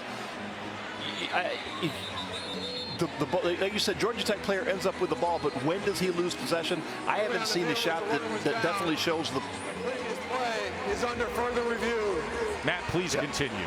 Yeah, I haven't seen a shot that shows the ball separating from the hand. So I don't think there's anything there to overturn. I would not be surprised if this call stands.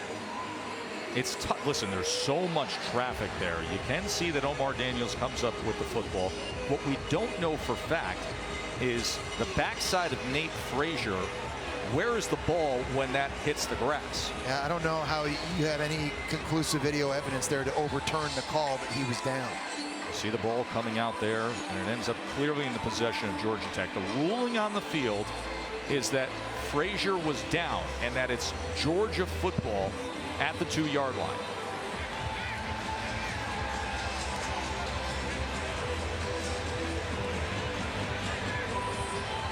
Obviously a critical review considering what's been going on with Georgia tonight. This will be their first moment of having any hope. They've been turning the ball over on downs, turning the ball over hopelessly with 3 and outs, and now here they are ready to punch it in. Yeah, this is a call that they need to go their way.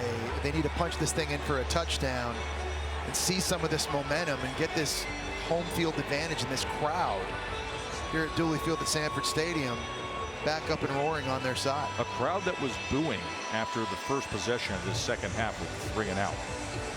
This is a team that's a week away from playing in the SEC championship game. They'll play the winner of tomorrow night's Texas A&M rivalry game. ACC championship, only 2 top 12 teams. SMU against either Clemson or Miami. SMU clinched a spot in the championship game last week when they beat Virginia. It's pretty simple there. Miami beats Syracuse. It's Miami going to the ACC championship. If they lose to Syracuse, it's going to be Clemson. We mentioned earlier, Clemson's playoff hope. After further review, the ruling on the field stands. So it is Georgia football. Nate Frazier, a true freshman, breathing a sigh of relief in that moment. Cash Jones and Roderick Robinson in now at running back. And Chaz Chambliss, I think, he had a linebacker in goal line situations. He's now going to play fullback. We've seen this before against Tennessee. It's a little bit of a new wrinkle in Mike Bobo's goal line offense. It's going to be a quick huddle. They're going to get lined up quickly and try to go fast. And there he is, the linebacker. Robinson is the tailback in the I formation. Play action off of it to the end zone. Touchdown Dogs. Oscar Delp.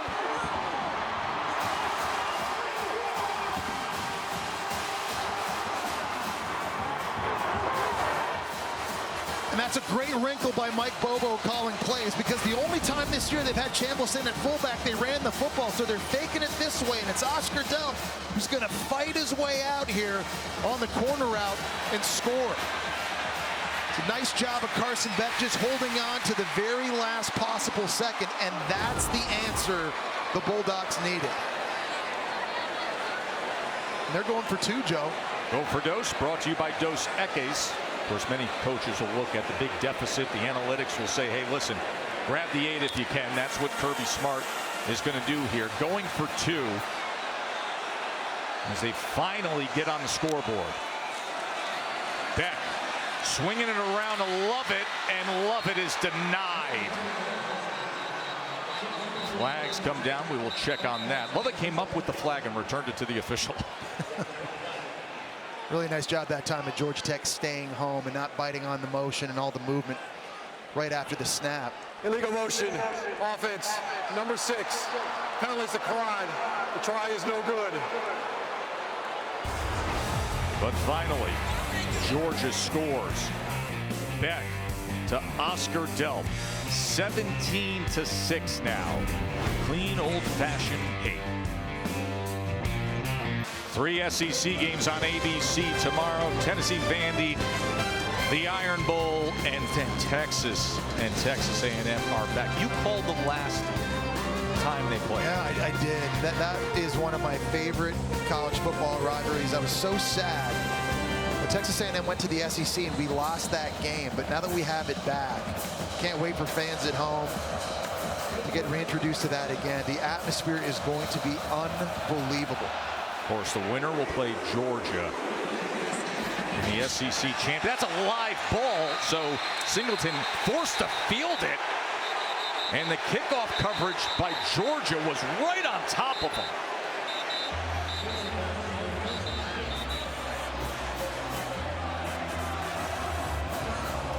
Well, Georgia is waking up after that touchdown, getting down the field, covering this thing. Singleton looked like he was unsure if the play was alive or it was dead. Like he waved trying to signal a fair catch, thinking that wasn't going to happen. That's a huge opportunity for the Georgia defense to deliver, Jesse. Down inside their own 5-yard line. Here's that complimentary football we talk about, an opportunity for Georgia. You come up with another 3 and out here, force a punt, get it back at midfield, give Carson Beck great opportunity in field position. That would be massive.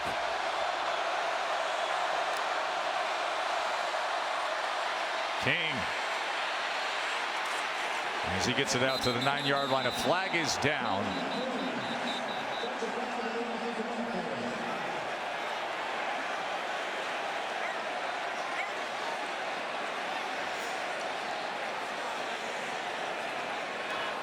Holding, offense, number 85. Penalties half the distance to the goal. Still first down. Tight end Hall is the transfer from Yale. Yeah, he got caught holding on Jalen Walker that time on the outside. Walker comes downfield. You see Haas is there on the left of the screen. Gets a bit of a tug on the jersey and backs Georgia Tech up even further. Very, very loud down in this area of the stadium. Georgia Tech's trying to huddle and Haynes King's trying to communicate his teammates what this play call is. You see my man in the fedora right there? Yeah. He was rocking it, wasn't he? He's making noise, he's not even saying anything.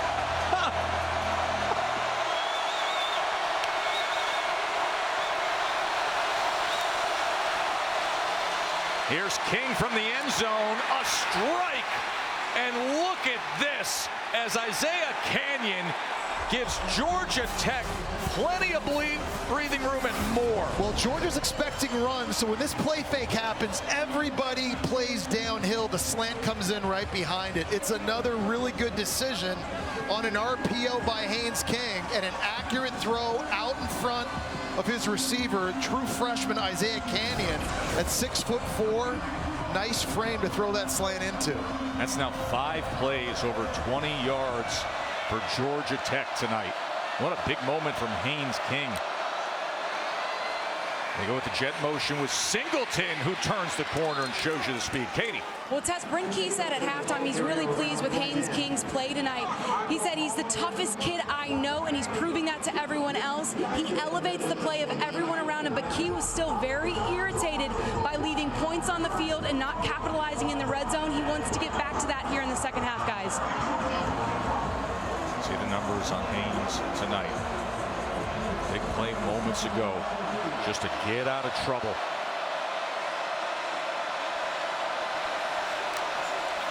Second and 3s. He gets it to Rutherford, and Rutherford will dart ahead for that line to gain. Yeah, First down. Really impressed with Haynes King's unselfishness, especially these last couple weeks. In the last 2 games, he's been mostly quarterback run guy, handed off guy. Against NC State, he only played 19 snaps of that game, but he understood his role. He understood that he had to share time with true freshman Aaron Philo in order to get the win. And now you're seeing him here back closer to healthy with the ability to throw it downfield. And he's having a massive impact in this one. Just a tremendous leader these last several weeks.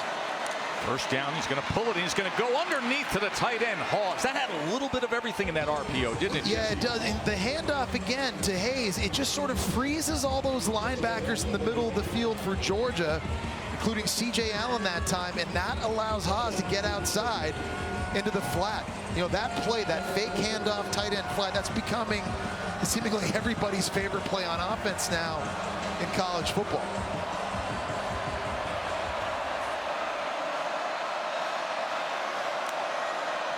Second and 4. King. Here's Alexander, met right at midfield immediately by Dan Jackson. Yeah, the former walk-on in this game has really done a nice job of having his eyes in the right place and seeing plays develop. He saw that coming from a mile away, and he went downhill and absolutely blew it up.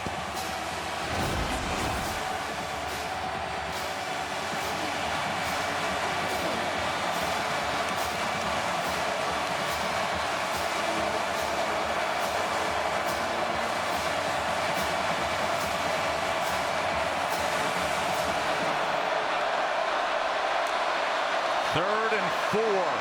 Here's King, and he's got the first down. This has been one gutsy effort from Haynes King. And another great decision that time by King. He's keying Gabe Harris at the end of the line of scrimmage with the jet this way. If he hesitates for a second, King's taking that upfield. We talk about the quick and accurate decisions, the good decisions he's making, not just throwing it, but running it as well. And now the clock keeps ticking.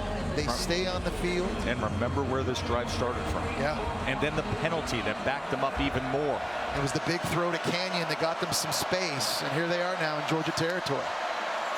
First down as they go with the pop pass to Singleton. That was well defensed that time.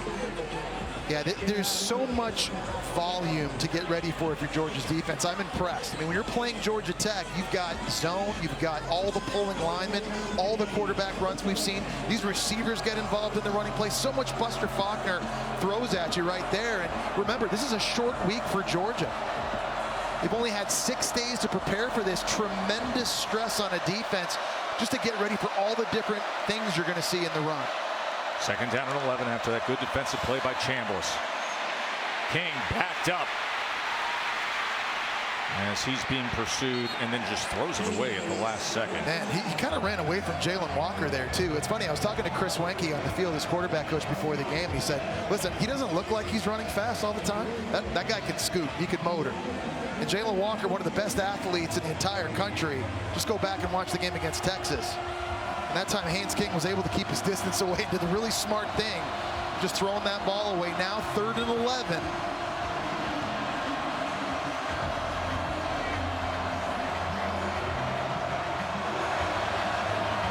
They came in just 40% of the season on 3rd down. They're 6 of 10 tonight. 3rd down and 11. King pressured. He's going to try to run it himself. Kept his balance. Look at this, getting extra yardage. It'll be 4th down and 2. But because of that, Brent Key might go for this now. All of a sudden, that extra effort put them in position to maybe now stay on the field. There is no way that you thought in any way he was going to get that yardage on that play. And all of a sudden, he goes for 8 yards. Look at him now, too. That is a fighter right there. He is tired. He is beat up. He's banged up. He came into this game injured, and he is just laying it on the line. Expect some form of zone read here, Joe. 4th down for Georgia Tech. And look at Haynes King at the line of scrimmage in command, making sure his tight ends lined up in the right place. Play clock is counting down.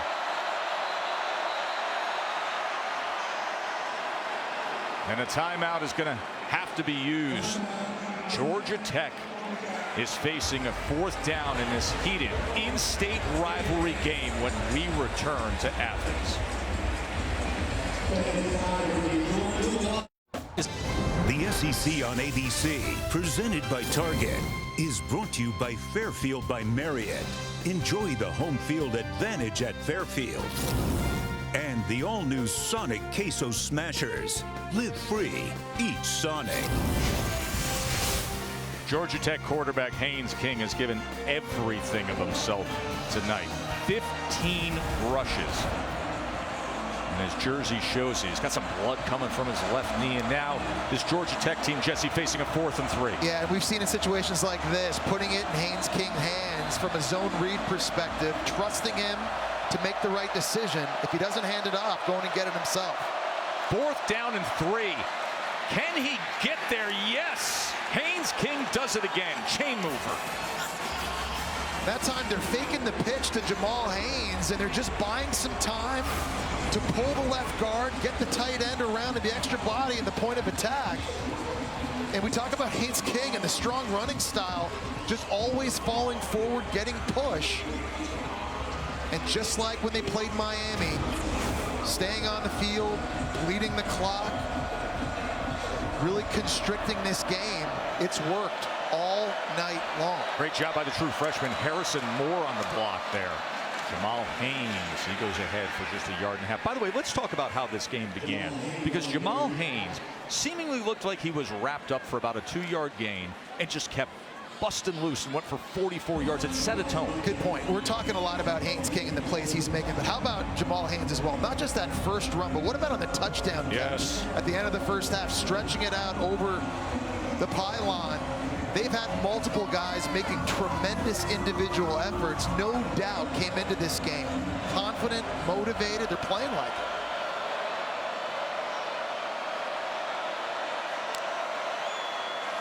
Second and 8. King hooks up with the big tight end. Another first down. Jackson Hawes. A really nice job of Hawes that time. He's running a stick route. He's playing off the leverage of the defender. When he sees him go outside, he's able to just hook it up. And him and King right on the same page. Defender's leverage is going to go this way. Hawes just going to work and turn around. Right to the inside. That's a perfect job of executing a stick route. Man coverage, you can break it outside zone. Based on where the defender is, you hook up. This long, time-consuming drive by Georgia Tech. This is the 13th play. RPO, here's Singleton. And Jess, remember the field position, that compromised field position that they started with. They're eating away the clock here in the 3rd quarter. And you're seeing what's so difficult to talk about this offense is all the misdirection, and then that play there is basically triple option. You're faking the handoff, quarterback might run. Instead, he spits it out. The ball can be so many different places, virtually at the same time. Time of possession overwhelmingly in favor of the Yellow Jackets. 2nd and 9. King's going to run again. He gets loose. He spins free. And it's 1st and goal. Haynes King. That time running straight ahead. It looks like he ran right into Smile Munden. Was able to bounce off it and just keep his legs going. Extraordinary effort, Jesse. Yeah, again, just refusing to go down and being smart. Ball security at a premium, obviously, in this point of the field. And Georgia does not have any answers right now for the quarterback run game. There was a penalty early in this drive that backed them up to their own 2-yard line. Now it's 1st and goal. As Haynes works his way to the 8-yard line, Ingram Dawkins with the tackle. And you absolutely have got to get a stop here if you're Georgia. 17-6, you cannot let this thing go 24-6. You got to give up a field goal, fine. But the guys on the inside of this defensive line, Jamal Jarrett, you just saw, Stackhouse, Ingram Dawkins, Warren Brinson, these dudes have to step up now and get big at the point of attack. Enough is enough. Final seconds ticking away. 2nd and goal. The 16th play of the drive.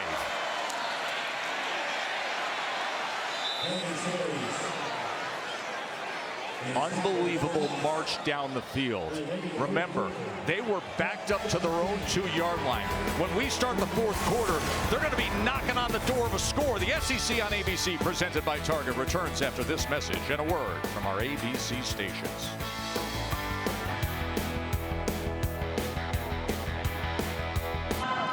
We're back in Athens. offense with Kirby Smart. Georgia Tech's finding a lot of success with the quarterback run. How do you get this stop here? You got to tackle him. He's tough. He's physical. Guy's running his heart out. And, you know, we're getting extra guys there, and he's broke tackles, but they're hard to stop when they run this. We knew that going in. He does a great job with the quarterback run game, and he's really physical. Thank you. Thank you. 3rd and goal. Here he is, Haynes King, who Kirby was just raving about. This is the start of the 4th quarter. Upset-seeking Georgia Tech and the courageous Haynes King at quarterback. Yeah, big tackle that time by Wilson on King. Look at this, just gets slammed into the ground. That's his 18th run and a little love tap on the face for added measure. That's a big stop for Georgia's defense right there. Keeping this thing a 2-possession game if this field goal is made. Couldn't let it get a 3-possession game if Georgia Tech had scored a touchdown. Aiden Burr on for the short attempt. Remember, he had a short attempt that went off the upright earlier.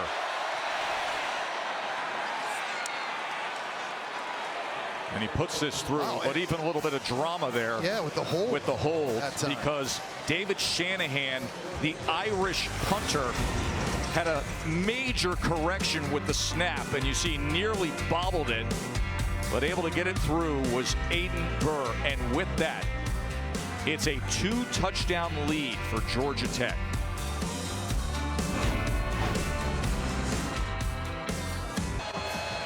Glad you're back with us. Joe Tessitore, Jesse Palmer, Katie George. Georgia Tech just had an 18-play, 90-yard field goal drive that went for 10 minutes and 36 seconds, Jesse. Oh, and you kind of feel like it's do or die time now if you're Georgia offensively, because obviously you're down 2 touchdowns, but the truth is you may only get 2 more possessions to get that based on how well Georgia Tech's running the football. Our Nissan Heisman watch, I mean, 2 outstanding players, but what Travis Hunter did again today is just absurd. Against Oklahoma State, the 4th time this year he's had an interception and an offensive touchdown in the same game. And Coach Prime said after the game, he just locked up the Heisman with his performance today, and it's kind of hard to argue with him.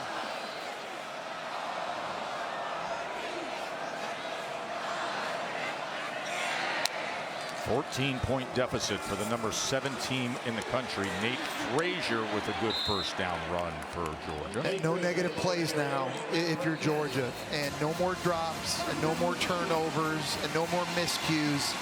You now have to execute at an extremely high level. Again, they may only get 2 more opportunities to get the 2 touchdowns they need to hopefully tie this thing up if you're Georgia and maybe send it to OT. So everything now, the sense of urgency has got to be through the roof. Remember, they're already in the SEC championship game, but they could have taken all the college football playoff pressure off of their shoulders with a win here tonight. Now can they rally? Beck going to have to check down to Frazier as Frazier goes ahead and gets the extra yardage for a first down. Man, you can see why this guy was rated as the number 3 running back coming out of high school, because he's good running the ball. He can catch it as well, and he's just so physical once he has it. I mean, you're going to start making business decisions when you tackle this guy, because he's just trying to run people over. He's just looking people up, and that's Trent Tatum, a very athletic and physical linebacker he just ran over. That's a problem for a lot of defenses in the SEC now for years to come, tackling that guy. Yeah, Tatum's 225 pounds. Under 13 minutes to play. Georgia trailing by 14. Beck escapes pressure and gets across midfield.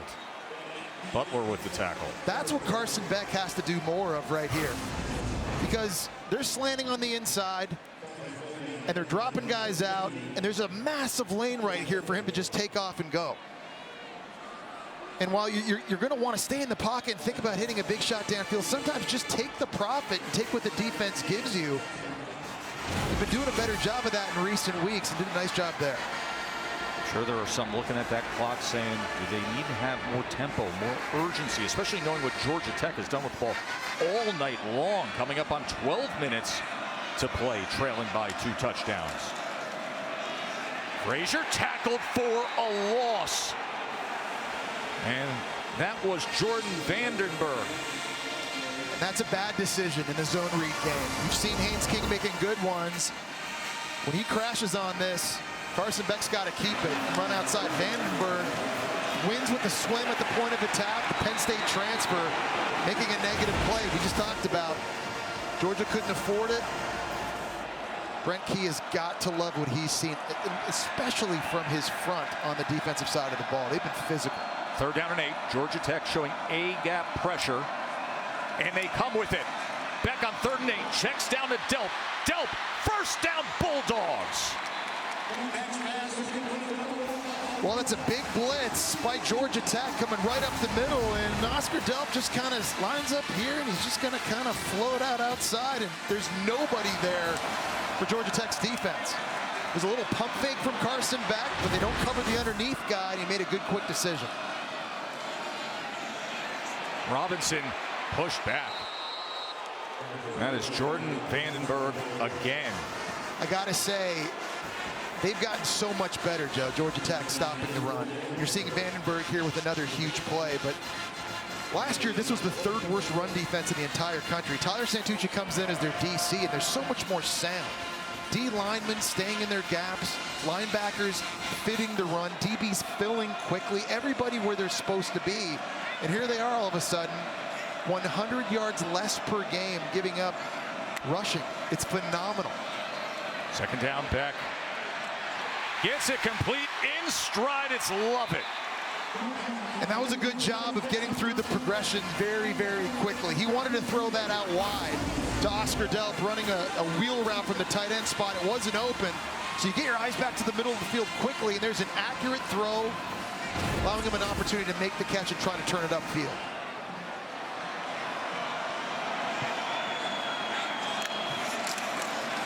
First down run. Frazier gets loose. And Frazier is going to put Georgia in position for a 1st and goal. Jared Wilson at center, doing a great job in the zone, working up to the 2nd level and climbing. Block here, get up to this linebacker block there. Jared Wilson filling in this year for Cedric Van Pran, who's a 3-year starter at center, got drafted by the Buffalo Bills. Big shoes to fill. Great job in the zone scheme that time, freeing up Nate Frazier. Under 9.5 minutes. Georgia trying to rally back. Beck gets it out quickly. Smith straight ahead. Men at the 5-yard line. And they'll tackle him at the 4-yard line. This is exactly the drive Georgia needed. The mixing it up, run and throw. As you see, another Georgia Tech player down. And guess what? Another DB, Saeed Gibbs. Saeed Gibbs, who was in for the injured Rodney Shelley, and he was in on that tackle there. So we will take a break. Can Georgia get this touchdown to cap this drive? Don't go anywhere. Look at this list of Georgia Tech defensive backs who have been injured tonight. Dropping like flies. Down here in the red zone now, the tight end position.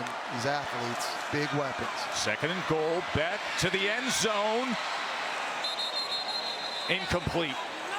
Lovett was the intended target. Yeah, incomplete. Even if he did catch it, I mean, I don't know if the ball was across the plane. That was tremendous coverage on the back end that time, but one of the few healthy DBs that Georgia Tech has. That was Amari Harvey on the comeback route. Really nice throw, but better coverage. Talked about the tight ends, Joe, and Jurasic and Lucky and Delp down in this area of the field. Been big weapons for Georgia's offense. The windows are tight, not easy to throw in this area. They got some dependable bodies. 3rd and goal. Beck pumps. Back of the end zone. Incomplete. Arian Smith had it for a moment. And then all of a sudden, the ball went out the back of the end zone. Well, that's the 2nd big drop of the game for Arian Smith. First drive on a big 3rd down. This is not a perfect throw. A little bit behind Smith, but it's one he's got to make. And here we go. 4th down. And you kind of feel like this might be it. Based on how Georgia Tech's running the football, they may not get another chance like this. 30-game home winning streak for Georgia. And now a 4th and goal, trailing by 2 touchdowns with under 9 minutes to play. 4th and goal. Pressure on Beck. That is incomplete. A flag is down. We will check on it as Oscar Delp was the intended target. Omar Daniels had coverage. We will check on the flag.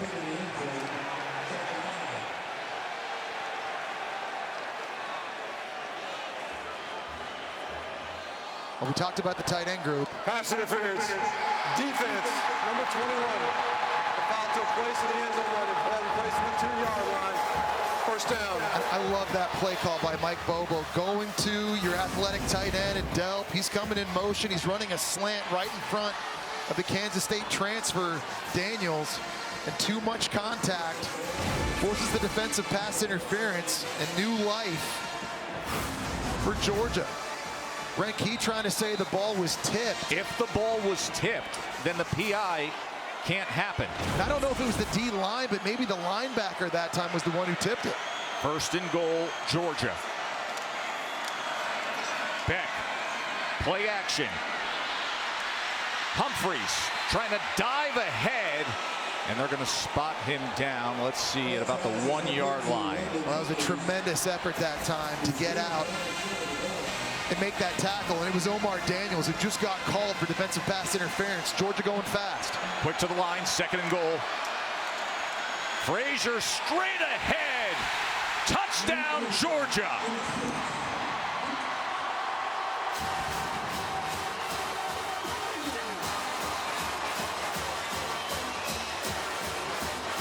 Great surge up front by Georgia in the left guard and center.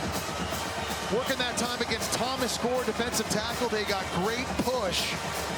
And another Georgia Tech player down on the ground. I think that might be Eford.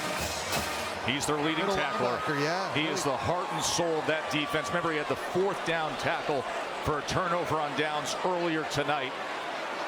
All the defensive backs who they have lost tonight. And now the heart and soul linebacker of this defense is down. But here's the touchdown. Yeah, it's Micah Morris at left guard and Jared Wilson at center getting push on the Miami transfer Thomas Gore, which helps pave the way for Nate Frazier. You see, he runs through Eford on his way in, and Eford right away there on the ground starts grabbing his right shoulder.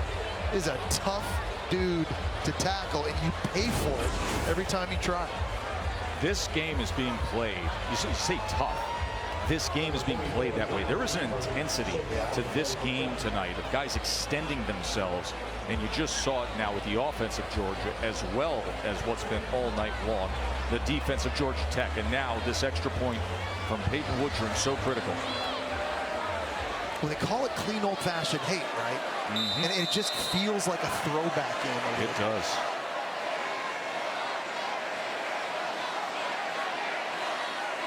To make it a 7-point margin. And as Woodrum puts it through. A 30-game home winning streak on the line. The 4-year seniors, they've never lost at home. And it's a true freshman who's rallying them back.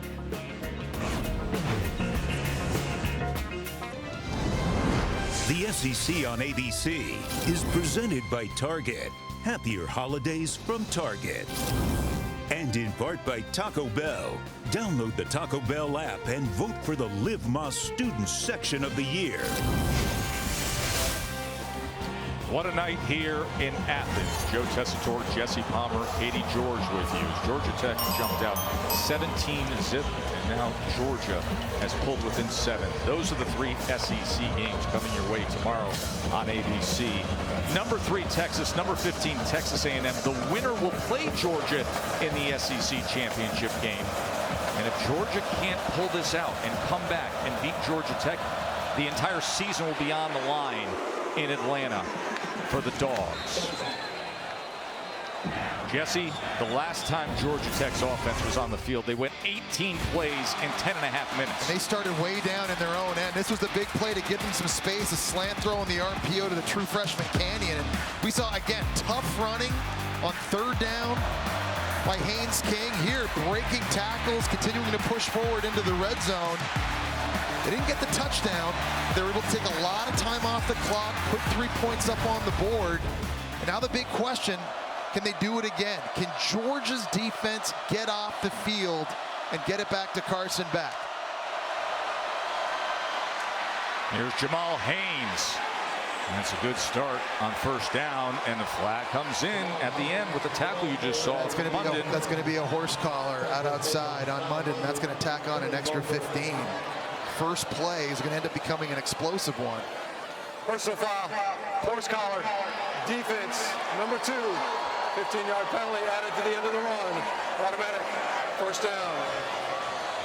And the deal is right now, if you're Georgia, there's zero mystery to what Georgia Tech's going to try to do. It's going to be QB zone read. The question is, can you stop them? Haynes King's run it, 18 times already in this game? They just haven't been able to get off the field. So they've got to be physical, and they've got to be able to make a stand.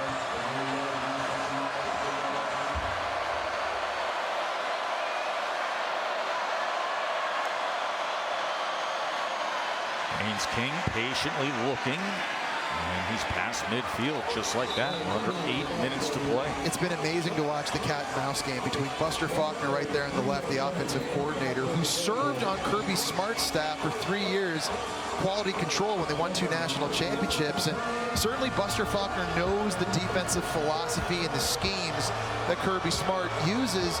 And it just feels like in this game, Buster Faulkner has been able to stay one step ahead in his play call. Tremendous balance, running and throwing, and they've worked his game plan and executed it flawlessly. King to pass. He's going to take a shot all of a sudden, as he was trying to get it to Jamal Haynes, who was well covered by C.J. Allen. So now it's 3rd down and 7. I was just going to say, the timing for that shot is interesting, as you see their star running back Jamal Haynes now. He's limping off the field. He's not going to be on for this critical 3rd down in a massive play right now. We haven't seen Georgia Tech in a lot of obvious passing situations, but here's the opportunity Georgia's defense needs. Big moment for the Georgia defense. Can they find the stop? 3rd down and 7. King drives the ball complete. It's Eric Singleton busting loose. What a big play for Georgia Tech. Well, they brought Singleton in motion again to guarantee him access. He's working one-on-one against Georgia's best player, Malachi Starks. And Starks gets picked by his own guy in coverage. Watch Singleton come up on the curl there. Starks trying to break on it.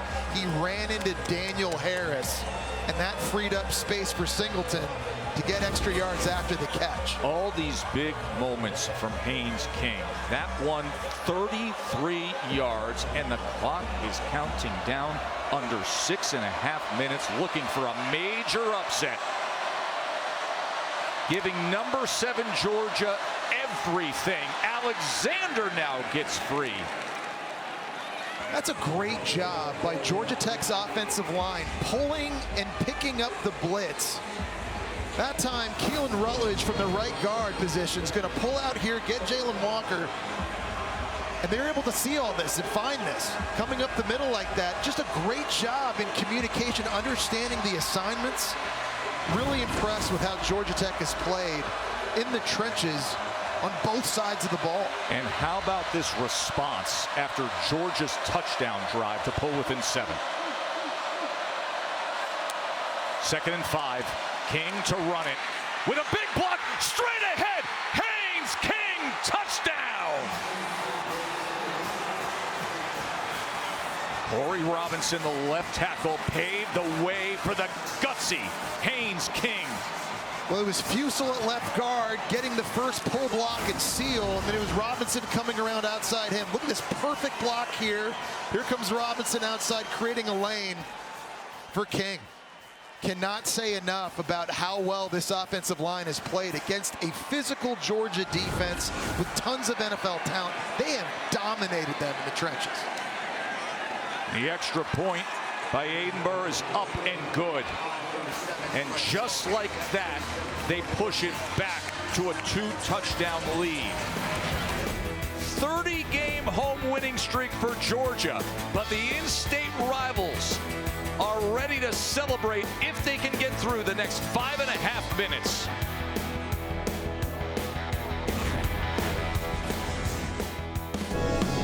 Championship weekend begins next Friday.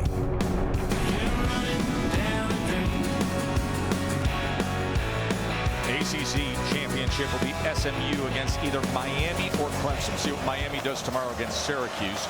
And then the SEC championship, Georgia against the winner of Texas A&M. And if this score holds, what a season for Georgia Tech when it comes to pulling off the big upsets. Multiple top 10 wins. They would be the only team in the country with 3 of them. That's the list. Florida State was a top 10 team way back at the start of the year when we called that game in Dublin. Obviously, the big win against Miami a few weeks ago. You simply cannot say enough about the impact head coach Brent Key has had on this Georgia Tech team. They embody exactly what he was as a player, Joe. Tough, along the line of scrimmage, smart, not doing the things to lose games. That's all showed up here tonight. Beck, 5.5 minutes to play, trailing by 14, incomplete, looking for Smith. Yeah, a different scenario now for Georgia Tech, anticipating throw every single play. And Romello Height, he just came screaming off the edge and almost got home, but Brent Key saying play smart, right? And that's what this team does. They don't give up sacks. They don't fumble the ball. They don't give it away. They block kicks and special teams. That's why they're 6-1 against ranked ACC opponents.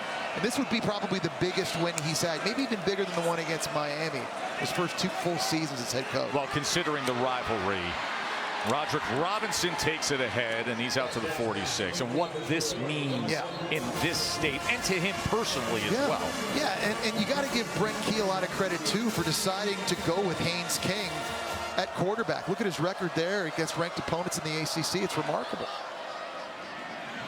Here he connects with Lovett. But listen, after their last game and Aaron Philo's heroics at quarterback beating NC State and what he did, it would have been very easy for Brent Key to say, hey, we got to keep playing the true freshman. He decided to give the ball to Haynes King, his leader and playmaker. And Haynes King has been unbelievable tonight. Here's a completion as he gets it to Lawson Lucky. So we're under 5 minutes to play. Georgia looking to quick strike it here and still have an opportunity. And they've got all 3 timeouts still. So still a lot of clock left. Here's Beck on first down. As he will throw this away. Arian Smith was the closest receiver. The big question, I mean, obviously, is we've seen Georgia, especially on that last drive, just go right down the field and score. The thing is, can their defense get off the field? They just haven't had an answer for the quarterback run game. And Buster Faulkner. Haynes King 20 carries for 103 yards rushing, Jesse. Amazing. He's having arguably the best game of his career. And a gutsy, courageous effort as well. Second down. Beck. Here's Cash Jones out of the backfield. Makes a move to the inside. He will have a first down for Georgia. Remember, you knew coming into tonight, if Georgia won this game, you don't even have to worry about next week. Just play for the SEC championship, knowing you're already in the college football playoff.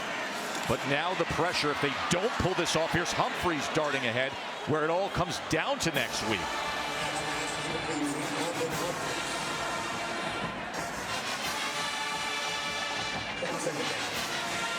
Quickly to the line. Clock counting down. 2nd and 4. Beck to the end zone. Touchdown, Georgia. Dominic Lovett. They're not done yet. And that is an unbelievable throw into a tiny, tiny window. Carson Beck fit this football in between 4 different Georgia Tech defenders. And Dominic Lovett, who had a big fumble earlier, had a big drop earlier in the game, makes an absolutely ridiculous acrobatic catch. Woodring on to bring it back to a 7-point margin. Georgia will have all 3 timeouts, as well as the 2-minute timeout to deal with managing the final moments of this game. And the quick strike, they did it in less than 2 minutes, an 8-play, 75-yard touchdown drive. They're going to have Dominic Lovett on the left side running a seam throw. I want you to look at this. 1, 2, 3, 4. That's what he's trying to fit this football into. He's able to roll it firm with an arc over top of Clayton Powell-Lee We talk about how Carson Beck has the talent to be a first overall pick in the draft. It's throws like that. You just simply can't coach. 2 touchdown passes now tonight for Carson Beck. Remember, the 4-year seniors on this Georgia team have never lost here at Sanford Stadium. They've never lost at home.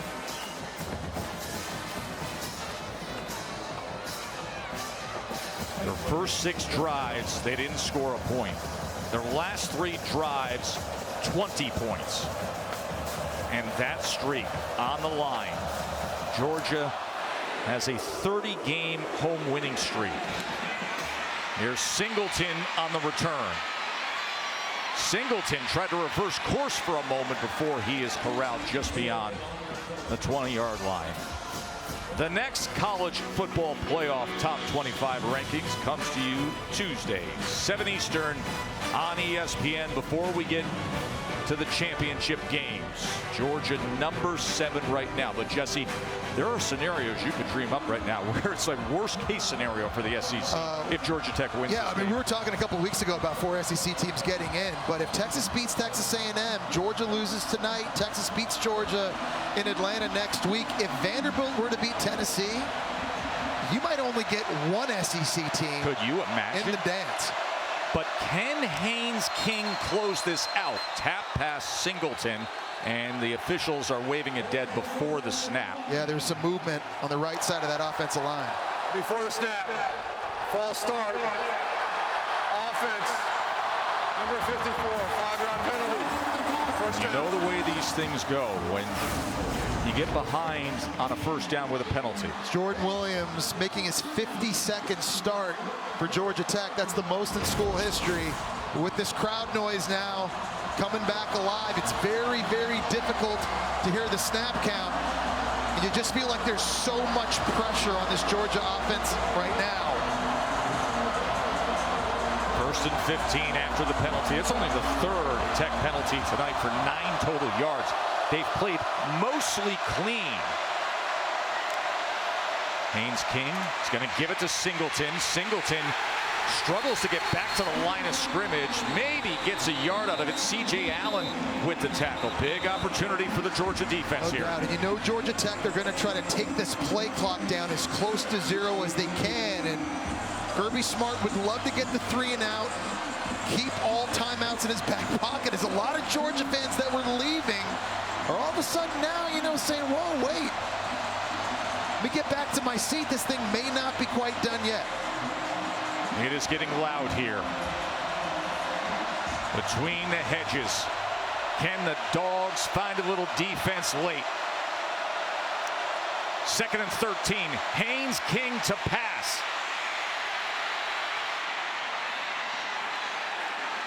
And that goes to Janah. It's ridiculous. I feel like every big down and distance tonight, Haynes King has just found a way to make it work. He's in the pocket. He's trying to throw this football to his left. Nothing there.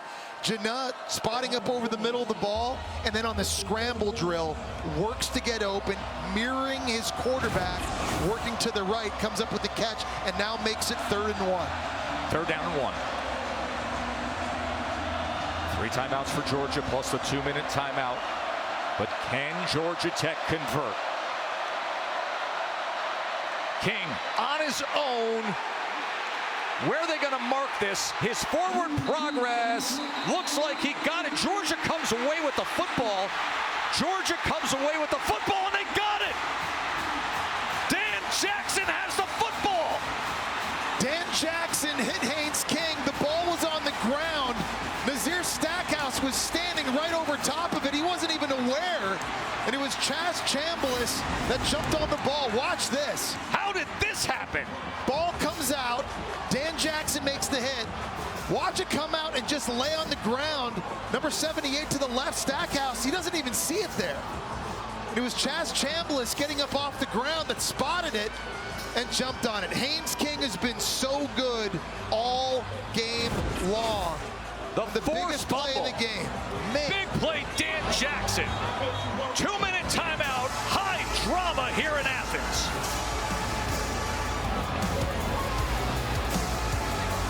Jackson just made the play of the game. Look at Georgia's safety come in against Haynes King and force the fumble that Chaz Chambliss recovered when Georgia had to have it, trailing by a touchdown, 2 minutes to play.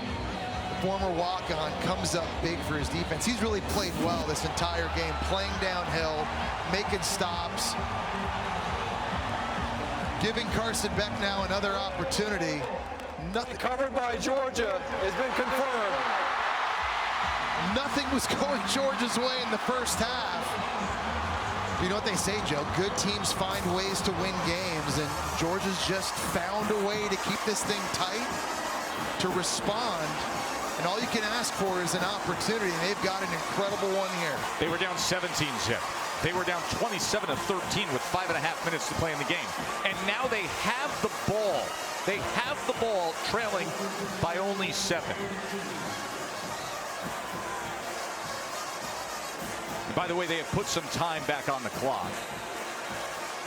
So 2:05 as Carson Beck looks to rally number 7 Georgia. A win here tonight in what would be an epic comeback would secure a college football playoff spot. Beck, he's going to run it straight ahead, but he is dragged down from behind, and that'll take us to the 2-minute timeout. First 6 drives, not a point. Last 3 drives, here comes the big roar back. We've seen this before from Georgia. You saw it in the Alabama game. Wasn't enough that one. Do they have enough here?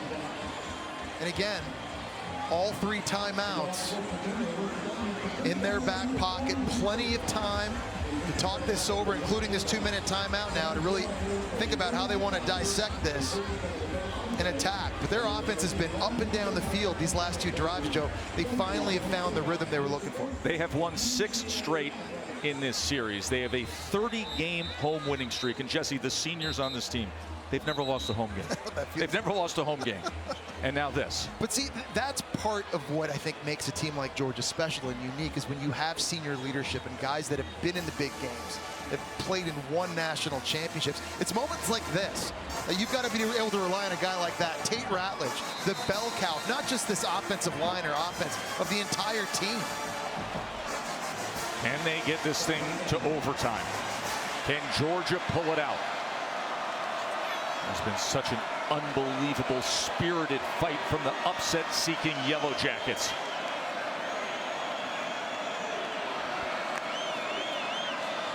Beck with a man in his face. Incomplete, looking for Lovett, and the flag reigns in. It was Saeed Gibbs who's been forced into action with all the injuries to the defensive backfield of Georgia Tech. Man. Pass interference. Defense, number 16. First down. We see the fighting in the back end, just way too much contact. Still a catch Levitt could have made, but they throw the flag. And I want to give Carson Beck a lot of credit. Omar Daniels is on the safety blitz. Carson Beck saw that coming from a mile away. He stood in there, still delivered an accurate throw. Kirby Smart knows what it means to play in this heated in-state rivalry. Clean, old-fashioned hate.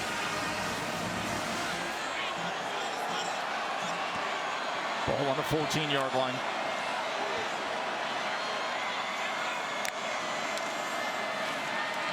Beck. He can't get free. Fighting his way ahead as Height was the first one to get to him. Well, I think that's another play that Carson Beck just has to hand this football off. When you're reading Romello Height coming off the defensive end, and he's slow playing. That's one you just give to the running back and let him take this thing outside. This is the guy you're reading. If he's slow, let the running back go that way. Lots of green out front. Another poor decision in the run game that time, in the RPO game. 2nd and 9. Beck looking for anything. That is batted at the line of scrimmage. Batted right down in his face by Sylvan Young-Jewett.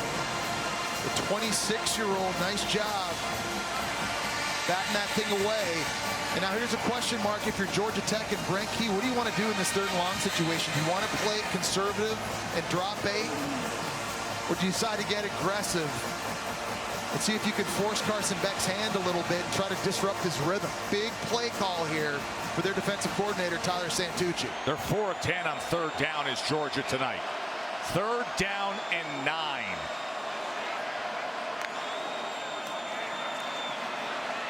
Beck looking to extend the play. He's going to run for it. Can he get there?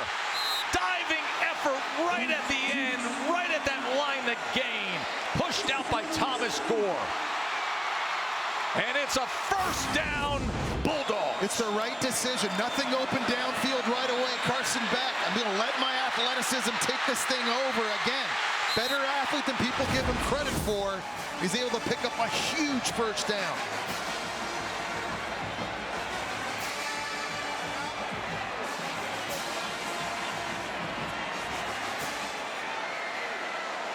First and goal.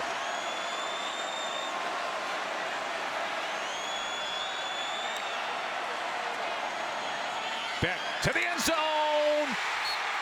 Touchdown, Georgia! They're an extra point away. Dominic Lovett.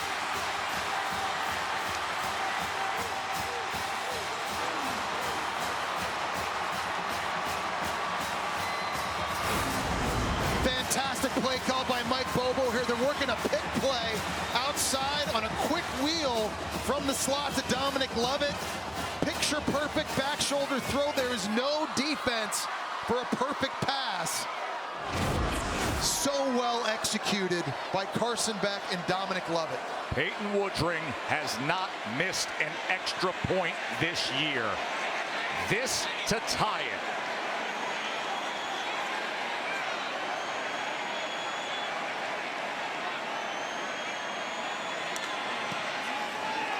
Just a spectacular, gritty comeback by the Dogs. This is a completely different looking Georgia offense now. Here's going to be Lovett here. He's working the quick wheel. The pick helps kind of set a wall against the defender who's got inside leverage. And you just can't execute it any better. It's the perfect throw. It's the perfect location. And these last 3 drives, I saw Carson Beck earlier in the game frustrated. There were drops. They couldn't find a rhythm. And this offense has absolutely come alive here in the fourth quarter. The Spike squad is loving it. Remember earlier tonight, we told you, hey, Georgia Tech through the years has been in this position before. 78, 2013, they were up 20 zip at the half. They were up 17 zip at half tonight. But Georgia, Carson Beck, timely defense, critical conversions, late rally, 61 seconds to go, and we're tied up 27-27. Remember, all reasonable minds know it. Georgia wins tonight. Doesn't matter what happens next week. They're going to be in the college football playoff. But if Georgia Tech wins tonight, it's do or die next week. Season would be on the line for Georgia. Can get the job done right here. Haynes King has been magnificent with his spirit and fight to put his team in position tonight. But he's got to bounce back now. He's had one bad play only, and that was on the last drive, fumbling on 3rd and short. How does he respond now? Again, banged up, not 100%, but in a 2-minute situation here with 2 timeouts left, can he get his offense in field goal range with an opportunity to win this thing?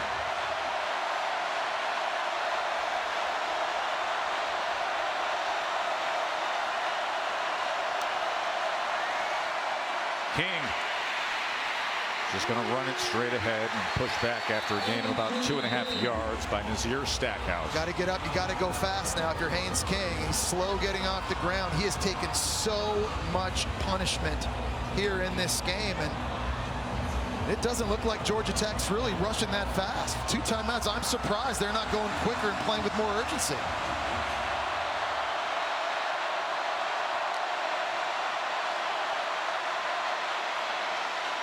Gonna go shallow underneath the chase lane. Lane's got some yardage here. Remember, 2 timeouts, 25 seconds remaining here in regulation. Just smart by Lane, not trying to make that defender miss on the sideline to cut up and get extra yards. Just get out of bounds and save as much clock as you can.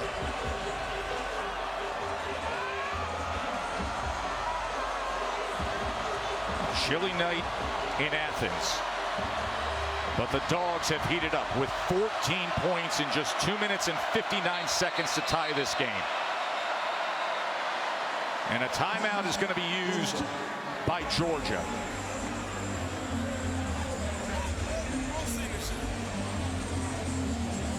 Kirby Smart on one side, Brent Key on the other. They played against each other in this rivalry. Now the kicker for Georgia Tech, Aiden Burr. Remember how the college football season began this year? We were over in Ireland. Florida State was a top 10 team in the country, and Burr made a 44-yarder to win the game and upset then top 10 Florida State. Of course, their season unraveled from there. So he's done it before.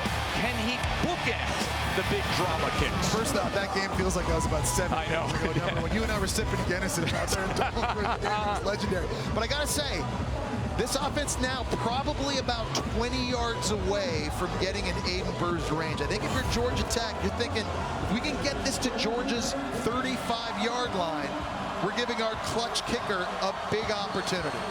51 is his long. They need some real estate. They have the 2 timeouts.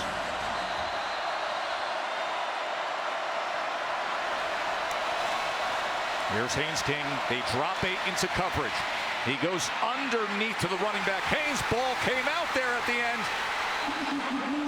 Pass is incomplete. Incomplete. I don't think he ever had never put it away. Control and possession or put it away before that ball hit the ground.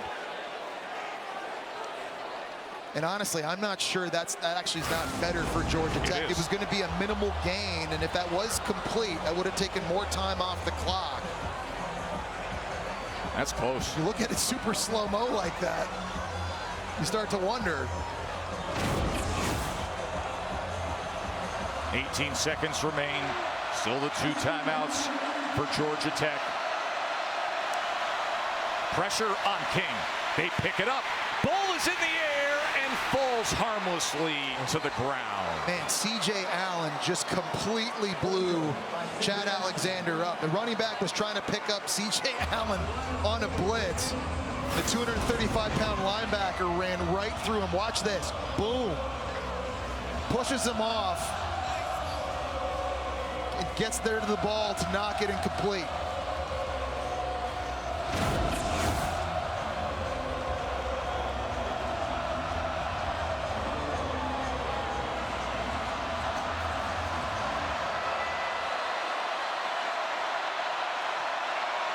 Third down and 13 seconds. They bring pressure again. They go shallow underneath to Singleton. Singleton turns the corner, and with 7 seconds remaining, he steps out just shy of the 45-yard line. Okay, so you've got to get what you can get in 7 seconds. You've got one more play with 2 timeouts before you try to kick a field goal here. So you can attack. It's either going to be bang-bang right now on the sidelines, or if it's over the ball, you got to go down to clear yourself down, call a timeout, and let Aiden Burr take the field.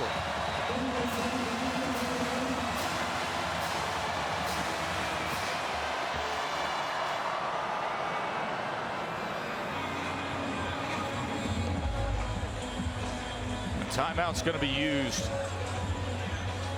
by Brent Key. Remember, Aiden Burr did have a struggle on a short kick tonight. This went off the upright. Showed you the success he had at the beginning of the year in Ireland. And then that miss earlier tonight. He has hit from 51 as his long. Right now the ball is on the Georgia 46-yard line. But 7 seconds, Jesse, and the timeout to use. So how do they approach it? Well, it's got to be a bang-bang play if you're going to throw the football here. And we've seen a lot of long developing crossing routes and drag routes, but you don't have time to allow a receiver to have to cross the face of a defense and try to find his way out the other side. This has to be catch the snap and throw.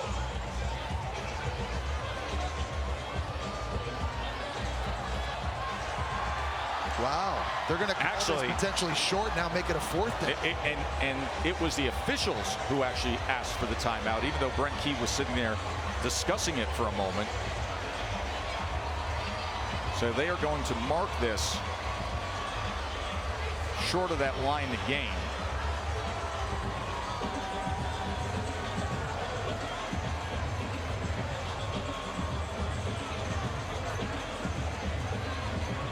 Key himself, 4-year starter at offensive line for Georgia Tech, played in this heated rivalry. He's going to call a timeout. Now he will use the timeout. Yep.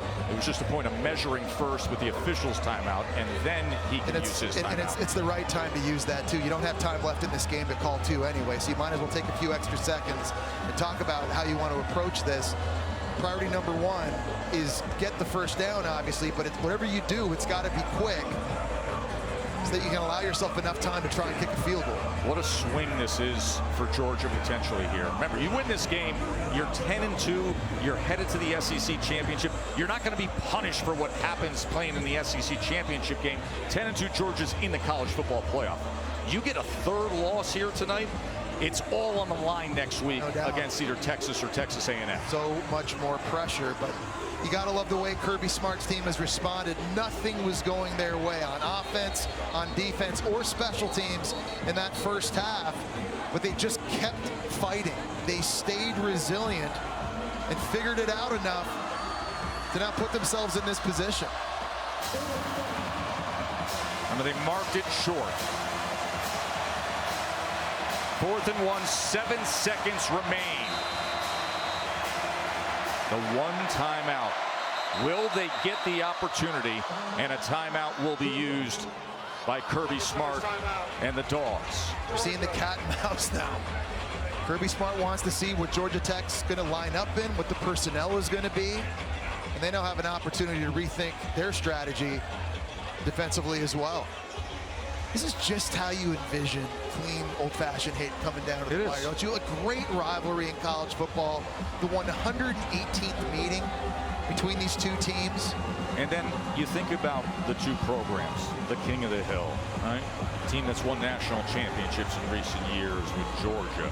The big bullies of recruiting in this part of the country and really nationally. And then the ascendant program with Brent Key in his 2nd full season as the head coach at 46 years old, and looking for what would be their 3rd top 10 win this year alone, and a Georgia team with the home winning streak, with the 25 straight night games at home. And remember what it means to him. He says, there is nothing I hate more in the world than Georgia. He's lived it, he's played in it, he's coached in it, and now a chance for an upset win in it. 4th and 1, 7 seconds remain. Ball was batted away, and now 4 seconds remain, and Georgia will take over. Wow, C.J. Allen knocks that ball down. If he doesn't, that's going to get caught right at about the 40-yard line by Rutherford, and they're going to get a chance to make the kick. Great play by Allen. We've seen him on blitzes on this drive. That's the 2nd ball he's knocked down. That one hits him right in the face, like a volleyball player. Just puts it right down into the ground at the net. And now it looks like Carson Beck will get one more heave, one more chance. He's definitely got the arm strength to reach the end zone. This game sure has delivered today.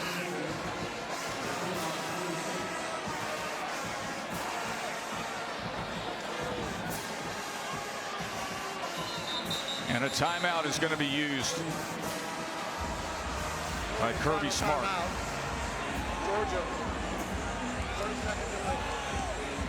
Jesse, when this thing was 17-0 Georgia Tech, it wasn't just that it was a 17-point pull.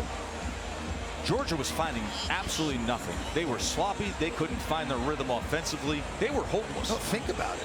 Dropping passes on 3rd down, fumbling on promising drives, missing field goals.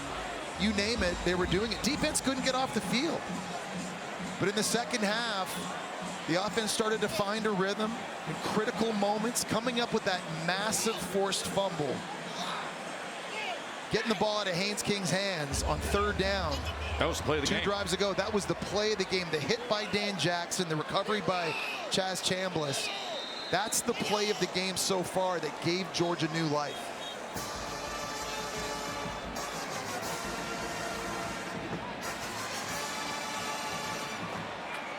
They're lining up 3 defensive backs along the goal line for what will be a miracle heave from Carson Beck.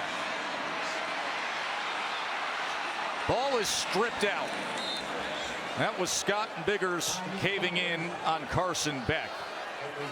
And that is the end of regulation in what has been a wildly entertaining fourth quarter that now heads to overtime to define clean, old-fashioned hate. 27 apiece.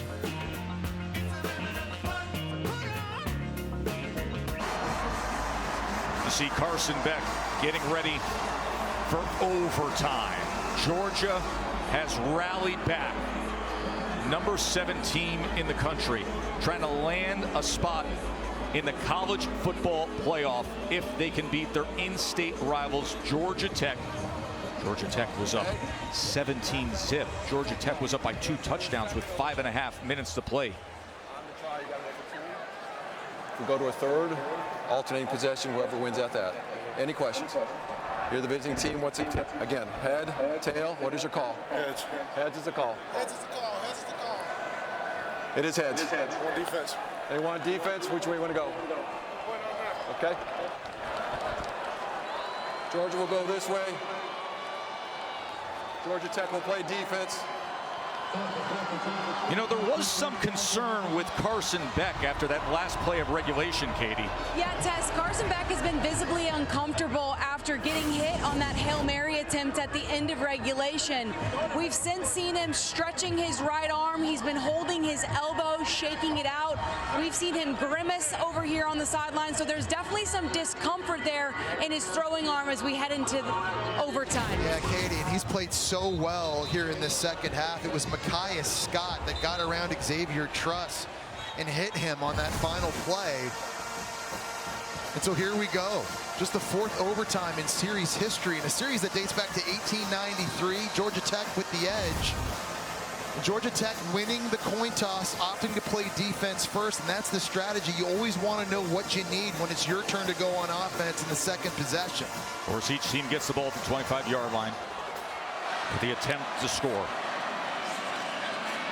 And this is Phillips, and as he is upended at about the 22 by Clayton Powell-Lee. Yeah, generally the best overtime teams are the best red zone teams and usually are the best running teams. And so at this point in the game, everybody's tired, everybody's banged up. You got a quarterback now that might be dealing with a little bit of an arm issue after that hit. Georgia trying to get that run game established here early. 3 touchdowns in the second half for Carson Beck to rally his team all the way back. Number 7 Georgia trying to land a spot in the college football playoff. 2nd and 7, first overtime, short pitch Frazier.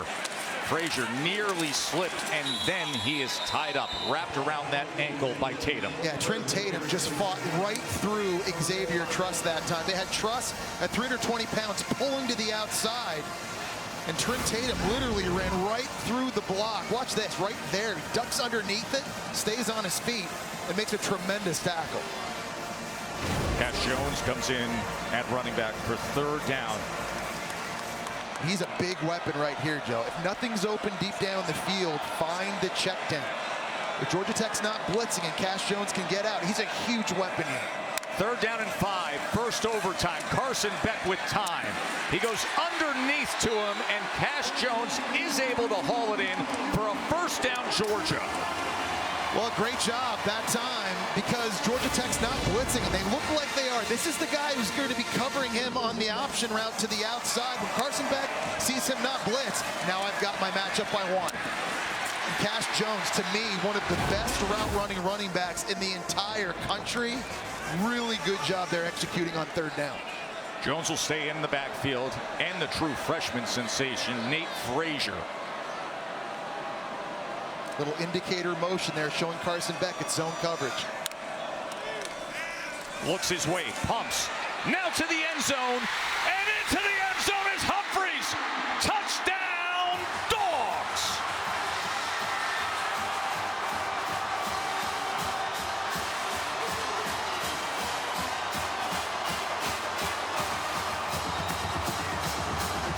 Great job by Carson Beck, and a lovely play call there by Mike Bobo. You're faking the screen out wide. You just threw a pass to Cash Jones.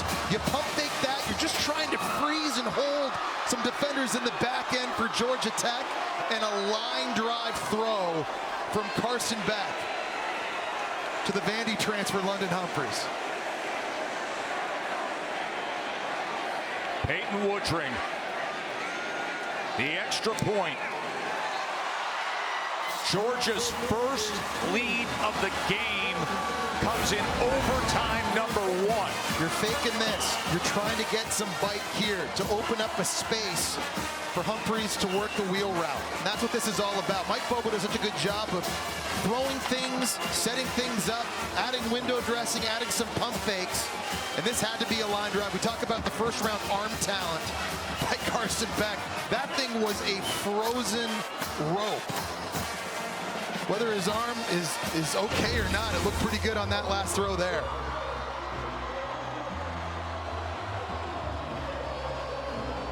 And now, how does Georgia Tech respond? Haynes King, the quarterback, who was injured in the middle of the season, who courageously fought back, who helped pull the upset over then number 4 Miami, and tonight has carried the ball for 22 times and over 100 yards.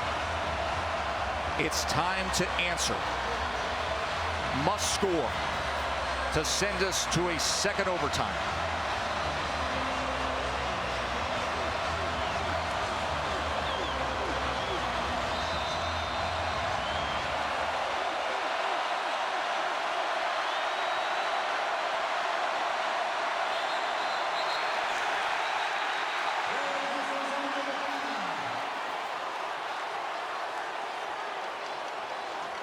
The wall of sound, that's Sanford Stadium right now. False start. Offense, number 72. 5-yard penalty. First down. It just got the best of the Yellow Jackets. That was Weston Franklin at center. A little flinch. After the shift in motion, you see there with the football, almost trying to simulate a snap. It backs Georgia Tech even further. This critical situation.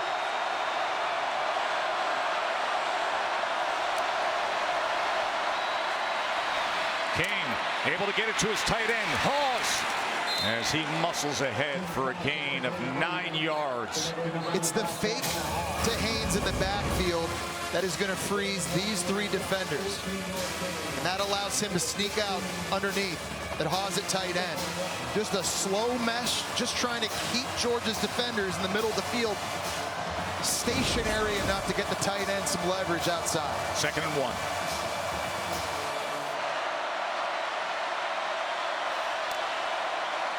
Haynes King, quarterback run. Off left tackle, and he spins ahead for a first down for Georgia Tech.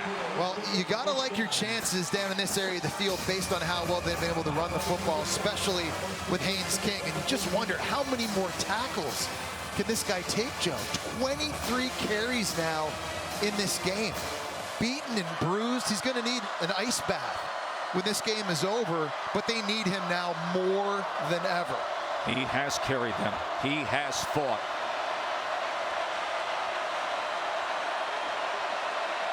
Georgia Tech must score.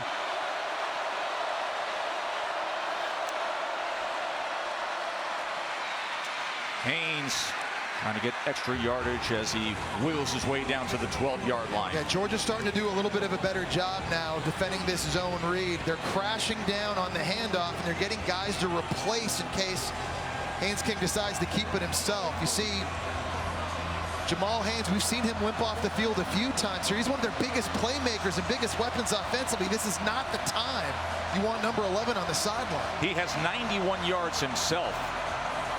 So he's out, and Chad Alexander comes in on 2nd and 8, first overtime.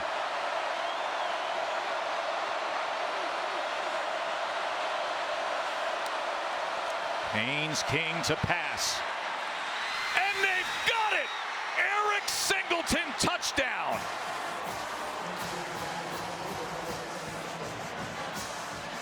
Well, they worked a little bit of a pick play.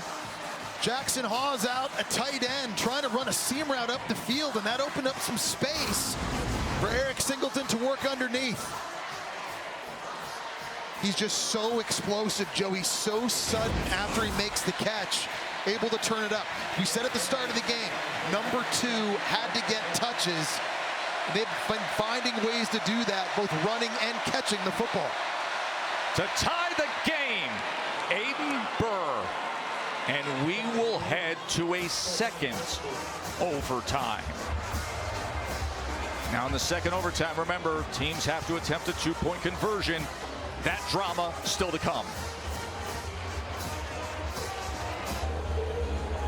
It's what a great rivalry is supposed to look like, isn't it? As we are headed to a second overtime. You know the deal with the second overtime. Teams who score a touchdown, you must attempt a 2-point conversion after a touchdown. If we get to a third overtime, we're just going to alternate 2-point conversion attempts. Well, let's see how things play out here. What an incredible fourth quarter and overtime we have had so far. Georgia Tech, after just scoring on that last possession, they're going to go first now here in the second overtime period. A chilly night here in Athens, Georgia, between the hedges. Number 7 team in the country, trying to get into the college football playoff with a win. Pesky, upset-seeking Yellow Jackets, trying to grab a signature win. Chad Alexander, 3 yards there, tackled by C.J. Allen. Jamal Haynes not out there again. Remember, we saw him limp off the field on that last possession. One of their biggest playmakers. Not out there right now, so they need Chad Alexander, who's had some nice runs in this game. They need him to really step up in this area of the field. There is Jamal Haynes. He's at 91 yards rushing. I don't know that he's looked the same ever since they threw the deep pass to him. You're right. He was limping. Malik Rutherford now in the backfield, the wide receiver playing running back. As they fake it, and Rutherford's thought about throwing it, now he runs it inside the 10. Ball came out at the end as he is marked down at the 1-yard line. He recovered his own fumble. The crazy. Watch what happens here, Jesse. It was Ty Ingram Dawkins, a defensive lineman for Georgia, who at first wasn't pursuing the play. I got to tell you, Joe, for a guy that's 280 pounds, he actually walked down Malik Rutherford and bats it away with his left hand. Georgia Tech so lucky that Rutherford was able to jump on that. First and goal. Alexander back in at running back.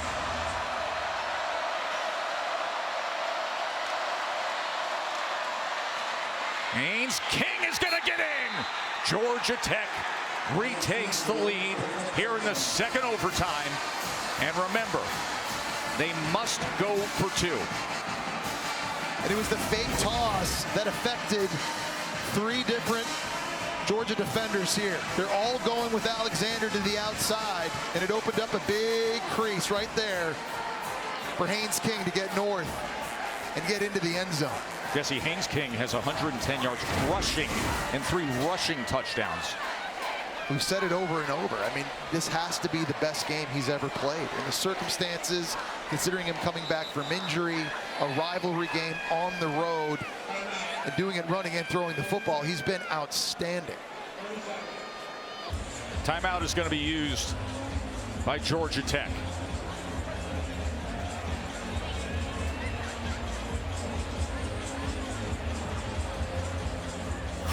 Brent Key talking things over. The official. Yeah, Was he signaling one? He's used to seeing touchdown and say go for the extra point. No. Second OT, you got to go for 2. So the timeout used. And so, Joe, if you're Buster Faulkner here, I mean, obviously, best player's got to touch the football, right? Over and over and over again, it's been Haynes King, but Eric Singleton has been making a lot of plays in this one, too. He's touched it 12 different times. Well, catching and running the ball. Buster Faulkner, the offensive coordinator, who was on the Georgia staff when they won the 2 national championships. And now here he is, returning to Athens with his offense doing this to Kirby Smart's defense. Here's the 2-point conversion. King. Ball is batted. And incomplete. As Smile Munden got involved, Daniel Harris tried to chase it. Well, you see a lot of offenses do this down close to the goal line. When they bring a receiver down, like vertically or horizontally down in motion, it's often sometimes a quick screen. You get behind the blocks and just get upfield and into the end zone.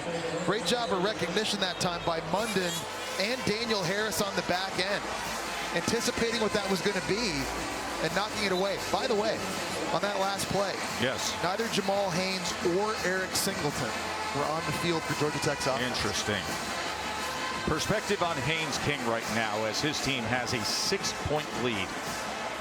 303 passing yards and 2 passing touchdowns, 110 rushing yards and 3 rushing touchdowns, 400 plus total yards and 5 touchdowns.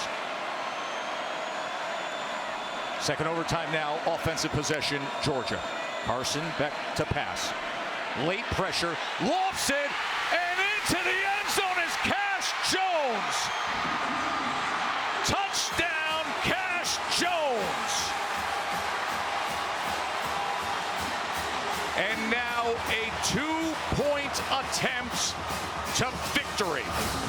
That's a coverage bust on the back end that time by Georgia Tech. Cash Jones is running the wheel route. Clayton Powell-Lee at safety is coming on the blitz. He sees Jones come out of the backfield. He's like, do I cover him? No, I'm supposed to keep blitzing. And there's nobody on the back end. So not only did they not cover the guy on the back end, but because Powell-Lee hesitated, it bought time for Carson Beck to get rid of that football. A huge mistake. This 2-point try to make the college football playoff, to keep the 30-game home winning streak alive. And the seniors who have never lost a home game, will they complete the rally and the comeback? Incomplete. We're going to a third overtime. Landon Humphreys was the intended target. Harvey had coverage defensively. Wow, and it looked like Humphreys was open earlier than Carson Beck threw it.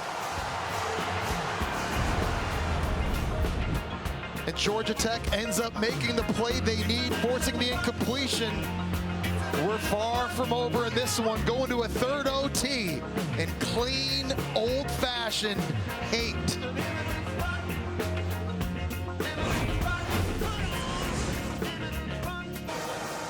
They've been doing this 117 times. This is now with 3 overtimes, the longest game in series history. Georgia has won 6 straight in this in-state rivalry.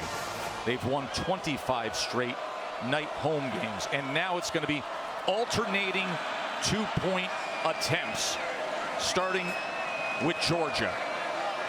From the 3-yard line, Carson Beck.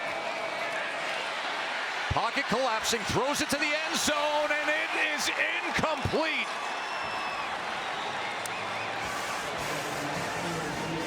So now Georgia Tech will get their at-bat. Clayton Powell-Lee, we just saw him have a mistake on that safety blitz on Cash Jones's touchdown. Look at him climb the ladder and knock that one down with his left hand. That's a phenomenal play by the junior safety.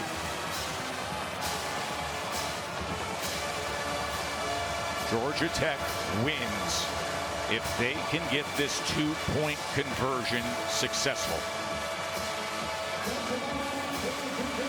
Can they knock off the number 7 team in the country? This time, Jamal Haynes and Eric Singleton on the field for Georgia Tech's offense. Their most explosive and dynamic playmakers are out there. Weren't on the last possession, but here they are now. Sideline warning against Georgia.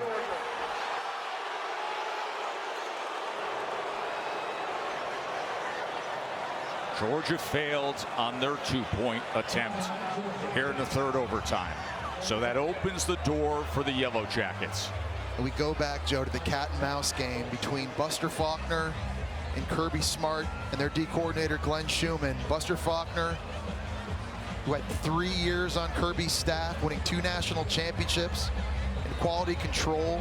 He was an air raid guy for 10 years as an offensive coordinator, learned a lot of pro principles from Todd Monk and then Georgia's offensive coordinator. He's kind of blended that together And putting 40 points up on a Kirby Smart defense is just unbelievable. He's called a beautiful game up to this point. Does he have one more play on that play sheet? Something more that he can go to here with the game on the line.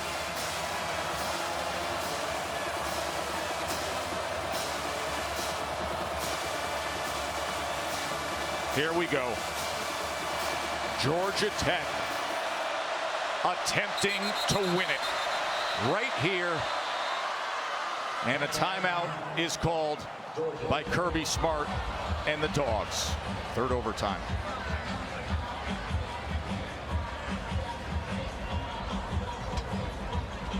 You have been detailing it of how well play caller and defensive coach know each other. The tendencies, the schemes, how they play it. There's Faulkner, his second season at Georgia Tech after being here in Athens with so much success with Kirby Smart. And it's amazing. You know, normally when you go into a game, you might have 2 or 3 two-point plays ready. But now in today's college football, with the overtime rules the way they are, you've got to have 6, 7, 8, especially in situations like this. He may have just been on his 5th or 6th two-point play call. Kirby Smart calls timeout, and now Buster Faulkner's thinking, well, I can't do that anymore. I just lined up in it. I showed what I was going to do potentially. So now I even got to go deeper.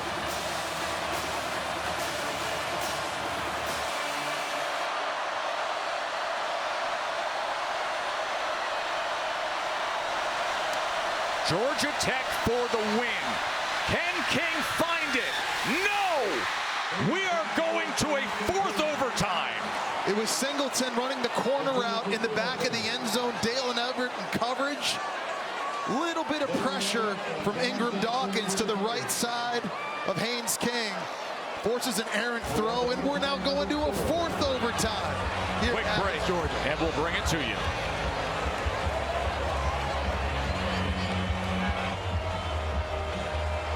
Fourth overtime is coming up. Remember, they will just alternate 2-point conversion attempts until we get the winner.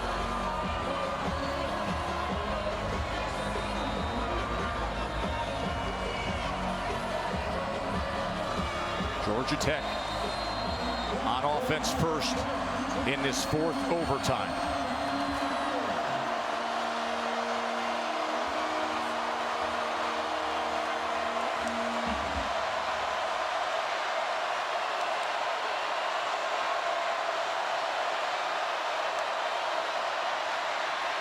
Haynes King, incomplete. He was trying to get it to Jackson Hawes, the tight end, and a flag is down back at the 11-yard line.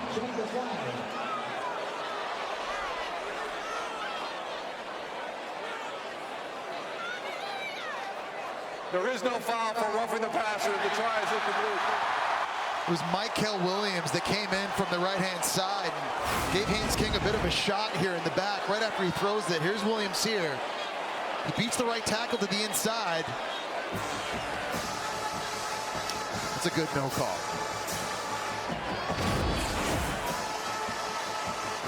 And now Georgia with Carson Beck. They struggled early tonight. They rallied late. They've overcome so much adversity. The 30-game home winning streak on the line. Win this and you're in the college football playoff. Then you play for the SEC championship next week. Can they do it right here? Looks like man coverage. You got Cash Jones again out of the backfield. Beck to win the game, extending the play. Flag is down as he is taken down inside the 5-yard line. Yeah, it's going to be, I think, Xavier Truss at right tackle. Holding offense number 73. That penalty's declined. Try is no good. So both teams strike out again. Well, we will go to a 5th overtime. Both teams have given up 40 points, but defense has been pretty good here in these last couple of series for both sides. These 2-point situations. Backs up against the wall. And at this point, it's just who wants it more. Everybody has got to be so physically exhausted. You've got to be emotionally exhausted. What's left in the gas tank? Yeah, what's left in the gas tank? In a rivalry game like this that has just gone down to the wire, someone is going to step up and make the play to win this game. Question is who do they play for? Next week, Georgia will be playing for the SEC championship against either Texas or Texas A&M. That game is coming up tomorrow night on ABC. That should be so intense. This in-state rivalry, clean, old-fashioned hate, and all the rich history that goes along with it has completely over-delivered tonight. This is going to become must-watch TV. This rivalry game, future years. Last year's game in Brent Key's first season was a great game. This one is an instant classic. And I think it only gets better from here. He's not afraid to say what he thinks of Georgia. That is how we open up the night. Empty set as Cash Jones is split out to the near side for Carson. Back 5th overtime. 2-point conversion attempt. Edge pressure. They pick it up and they get the 2-pointer with Dylan Bell.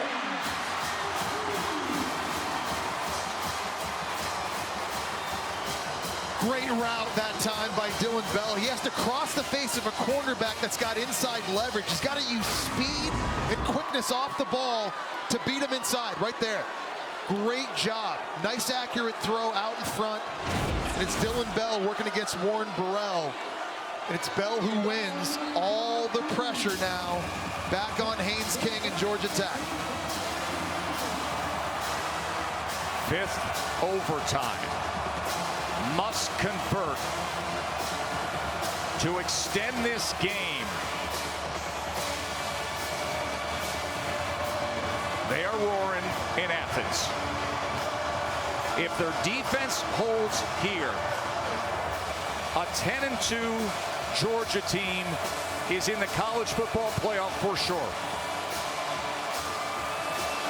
Or will Georgia Tech have a little more magic left to tie the game in 6 overtimes? They do it! Malik Rutherford. This is a slow developing play. Rutherford coming all the way over from the right-hand side, and Haynes King's got to hold on to this thing to let him clear the defense. Really nice pocket. Drag's coming from this way. King can just kind of wiggle and buy himself time to his left. Survey the field. Nice accurate throw out in front. Nobody in zone coverage. Picks up Rutherford, and again, Haynes King able to answer the call. If you're wondering, the record is 9 overtimes. We're heading to the 6th. 42-42. Jesse, this rivalry weekend, we get something like this, and then you line up that schedule tomorrow. How great is college football? Dude, I mean, just how great is college football? If this is the Emu's boosh for rivalry weekend, this is unbelievable. And man, I don't care. Rivalry games, you could take the records, you could take the statistics, you could just throw them out because crazy stuff happens. And we've seen so many great examples of that here in this game tonight. So many different ebbs and flows and momentum shifts and swings. And this thing going right down to the wire. And like you said a moment ago, Joe, who's got enough left in the tank? Georgia Tech will open up with the 2-point attempt for our 6th overtime. Haynes King just hit Rutherford moments ago. Shifts him over to the right side here to start our 6th overtime. We've seen Kirby do this a lot. Timeout is going to be called. He's letting Georgia Tech get lined up, and he's seeing the personnel grouping. He's seeing the shifts and motions, and he's getting an opportunity to talk it over and come up with a better play call. And it's worked for him here in these overtime periods. By the way, the temperature has dipped dramatically since the start of this game. I'm on my 3rd spro of OT right now, keeping myself warm. Isn't it crazy? It just feels like minutes ago Georgia fans were leaving the stadium. They were. Like the game was over, they felt. Georgia fans were leaving the stadium in the fourth quarter. In the fourth quarter, after Georgia came back to make it 20-13, Haynes King had a magnificent drive, went 75 yards. It was 27-13 Georgia Tech with 5.5 minutes to play, and Georgia fans started leaving the stadium. All of a sudden, Carson Beck brought his team back. There was a huge turnover. He brought them back again to tie the game. 6 overtime. Haynes King, pressure up the middle on King. And they get him! They get him! It was Dan Jackson! He had the play of the game with the forced fumble, and now the sack in the 6th overtime. It's the safety blitz, and it's right guard Keelan Rutledge that decides to help out his right tackle here. And that opens up a huge crease right up the middle of the field for Dan Jackson. What a game he has had. Kirby Smart calling the timeout, seeing what Georgia Tech was going to line up in. Decides to get aggressive, dialing up the safety blitz, and it pays off.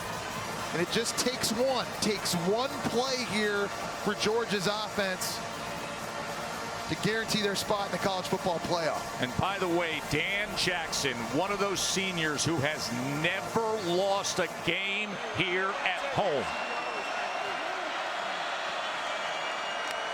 For the win. Oh my, Arian Smith drops it. That's the second big drop by Arian Smith in this game. He just lost concentration. Dylan Bell goes up. Clayton Powell-Lee goes up. Dylan Bell actually tipped it. It was tipped by Bell. You can't put that on Arian No, you Smith. can't. I think Dylan Bell thought that was intended for him. And he went up and actually tipped the pass. A wide open Arian Smith in the back of the end zone. Unable to come up with it.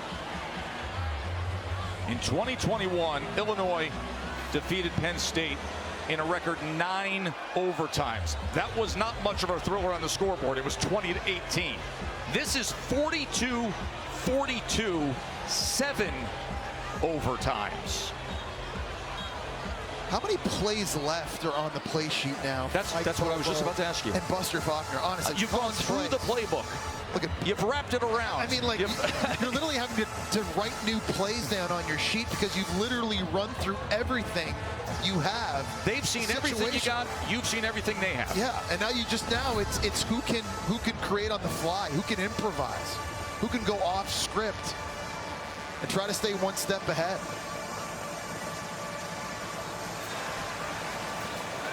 They've played every season since 1925, except for the COVID year, the 117th meeting, and it is an all-time classic. 7th overtime, straight ahead and trying to fight for it, but Beck was denied. Well, they've been trying to throw for it without any success, so now they go on the ground with the quarterback run. I think it was Omar Daniels who was first there to make the stop. Yep, he's able to pick him up off the ground. What'd you think of the play call, Jesse? I mean, I like it. Honestly, at this point, I just don't know what else you can do if you're Mike Bobo. You're trying to throw everything into the end zone. They're tight windows. It's not there. Carson Beck now getting off the field a little gingerly, too. Everybody's beat up in this game. So now Georgia Tech wins this game if they get the 2-pointer here. So here's a question. We just saw Georgia try the quarterback run. Would Georgia Tech go back to Haynes King here inside the 5-yard line for his 25th rushing attack?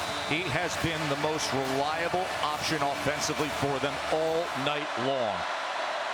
5 total touchdowns and a whole lot of magic. He did it again.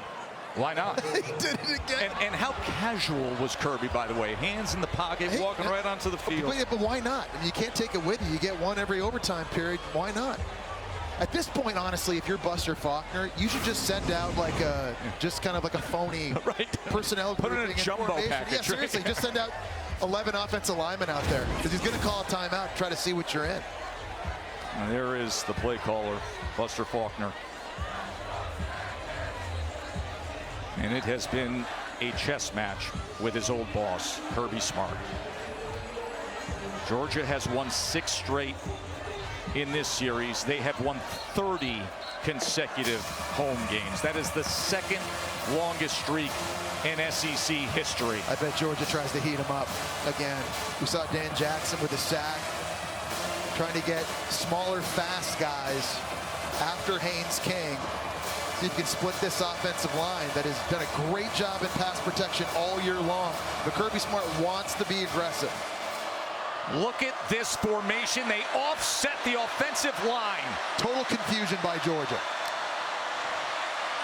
King to the end zone for the win. No! Smile Munden with coverage on Jackson Hawes. Wow, and Brent Key's going to want pass interference. It looked like there is a flag. Munden, yeah, had him wrapped around the shoulder.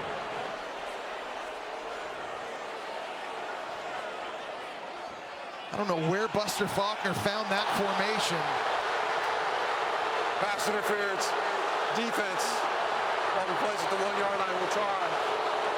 So they'll put the ball on the 1-yard line now, and that'll be for the win. Yeah, here's Hawes lined up here. Here's Munden, and this is one-on-one, and he's trying to communicate to everybody, get lined up against this crazy, weird formation. But right there, it was the left arm around the left shoulder of Georgia Tech's tight end. I'm laughing here thinking you just said, what plays do you even have left? They had that one left, Jeff. They had that one left. Yeah. All right, here we go, folks. 7th overtime. Will it be 7 heaven for Georgia Tech? Yellow Jackets for the win if they get this. King is going to try to get it himself, and he is denied by C.J. Allen. Stone-walled him. Chaz Chambliss absolutely blew this play up. Joe Fusel is trying to pull from the backside. They're trying to get the edge. Watch him in this collision right here.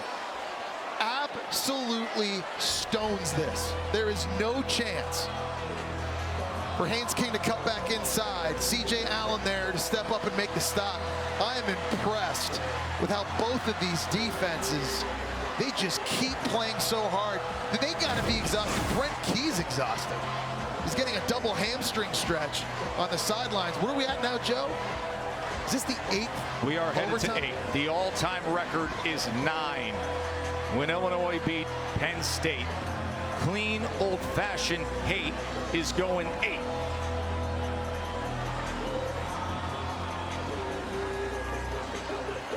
Georgia Tech was up 17-zip. With 5.5 minutes to play, Georgia Tech was up 27-13. The number 7 team in the country didn't have their first lead of the night until overtime. And now the dueling, alternating 2-point conversions has us at 42-42, starting the 8th overtime. The way it plays out, if Georgia gets win number 10, undoubtedly they're in the college football playoff. If they don't, it's do or die next week in the SEC championship game. I think Kirby Smart's going to let this one go. No timeout. He lets it go. Haynes King being chased. Haynes King desperate to the end zone. Incomplete, looking for Singleton. Georgia's going to have a chance to win it. And there's another blitz. Kirby Smart heating it up. C.J. Allen coming right through the A-gap. Georgia Tech not able to pick it up. All Haynes King could do to roll out to the right, get rid of this thing. Aggressive defense down on their own end. Dan Jackson, C.J. Allen on a blitz. I think this, did Singleton catch this in the back of the end zone? No, okay, I was gonna say that would have been absolutely ridiculous. And here we go now, Georgia and Carson Beck. Who can step up and win this game? 8th overtime. Georgia wins with a successful 2-point conversion here to make the college football playoff. Frazier straight ahead and straight in. Oh, it's great in 8. Georgia wins it.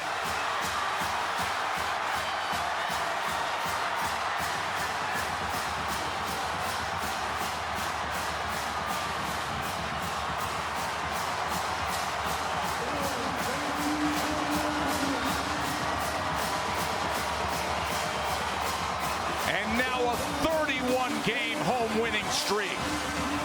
And a senior class that has never lost at home. They were down 17-0 and fought all the way back, past the limit. 8 overtimes. The Dogs are going to be dancing. They're in the college football playoff with 10 wins.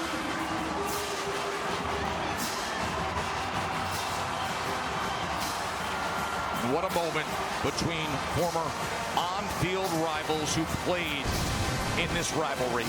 Brent Key and Kirby Smart. Clean, old-fashioned hate. Take it away, Katie. Thanks, Tess. Kirby, you had a long embrace with Brent Key. Yeah. Have you ever been a part of something quite like this? No, I have not. Anything like this. You know, they got a really good football team, really physical football team, and they really out-physicaled us tonight. Their quarterback is a dang warrior, and I have so much respect for the way Brent and them play. But our kids, they are resilient as hell. They never quit, never say die. It was sloppy. These fans stayed with us. It's a great game. How many times did we do that? 9, 8? 8. 9 was the record, so you're almost there. We're all at a 2-point place. Truly. The first half seems like ages ago at this point. What did you think of Carson Beck and the offense's ability to not get frustrated when they couldn't find their rhythm and to put you in a position to go round after round?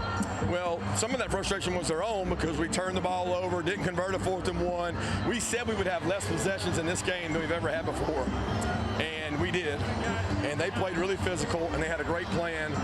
But we got some warriors on this team, man. Carson Beck never quit. Our coaches never quit. Our kids, we had a short week, you know. They played on Thursday, and we had a short week, and they did a great job, and a lot of credit. Great game. Your defense could barely get off the field in the first half. They have to be physically and emotionally exhausted. And then when you have to have it, 2-point conversion after 2-point conversion, they get stop after stop. How impressive was their performance? Oh, it was awesome. I mean, we stopped them some, we didn't stop them some, but both teams were about out of 2-point plays, I think. I hope that was great for viewership because it was a great game. A lot of respect. We got to turn around and play again. Congratulations. Best of luck in Atlanta. Thank you, Kate. Going back to that touchdown, not overthinking it in the 8th overtime, trying to finesse a throw. Let's just go zone left. Tate Ratledge there. You got Wilson at center getting a block. And it's the true freshman, Nate Frazier, able to pay it off. What a physical and emotional game this was. And Kirby Smart's exactly right. You've got to find a way now to regroup, get the gas back in the gas tank, because you're going to the SEC championship next week for the 4th straight time. Hey, Jess, remember we reminded people there's 3 SEC games on ABC on Saturday? Well, it's Saturday. It's begun. It's already there. 8 overtimes. Georgia, big time. 44-42. For Jesse and Katie, I'm Joe Tessitore. Enjoy the rest of your night. Coming up next, your local news over most of these ABC stations.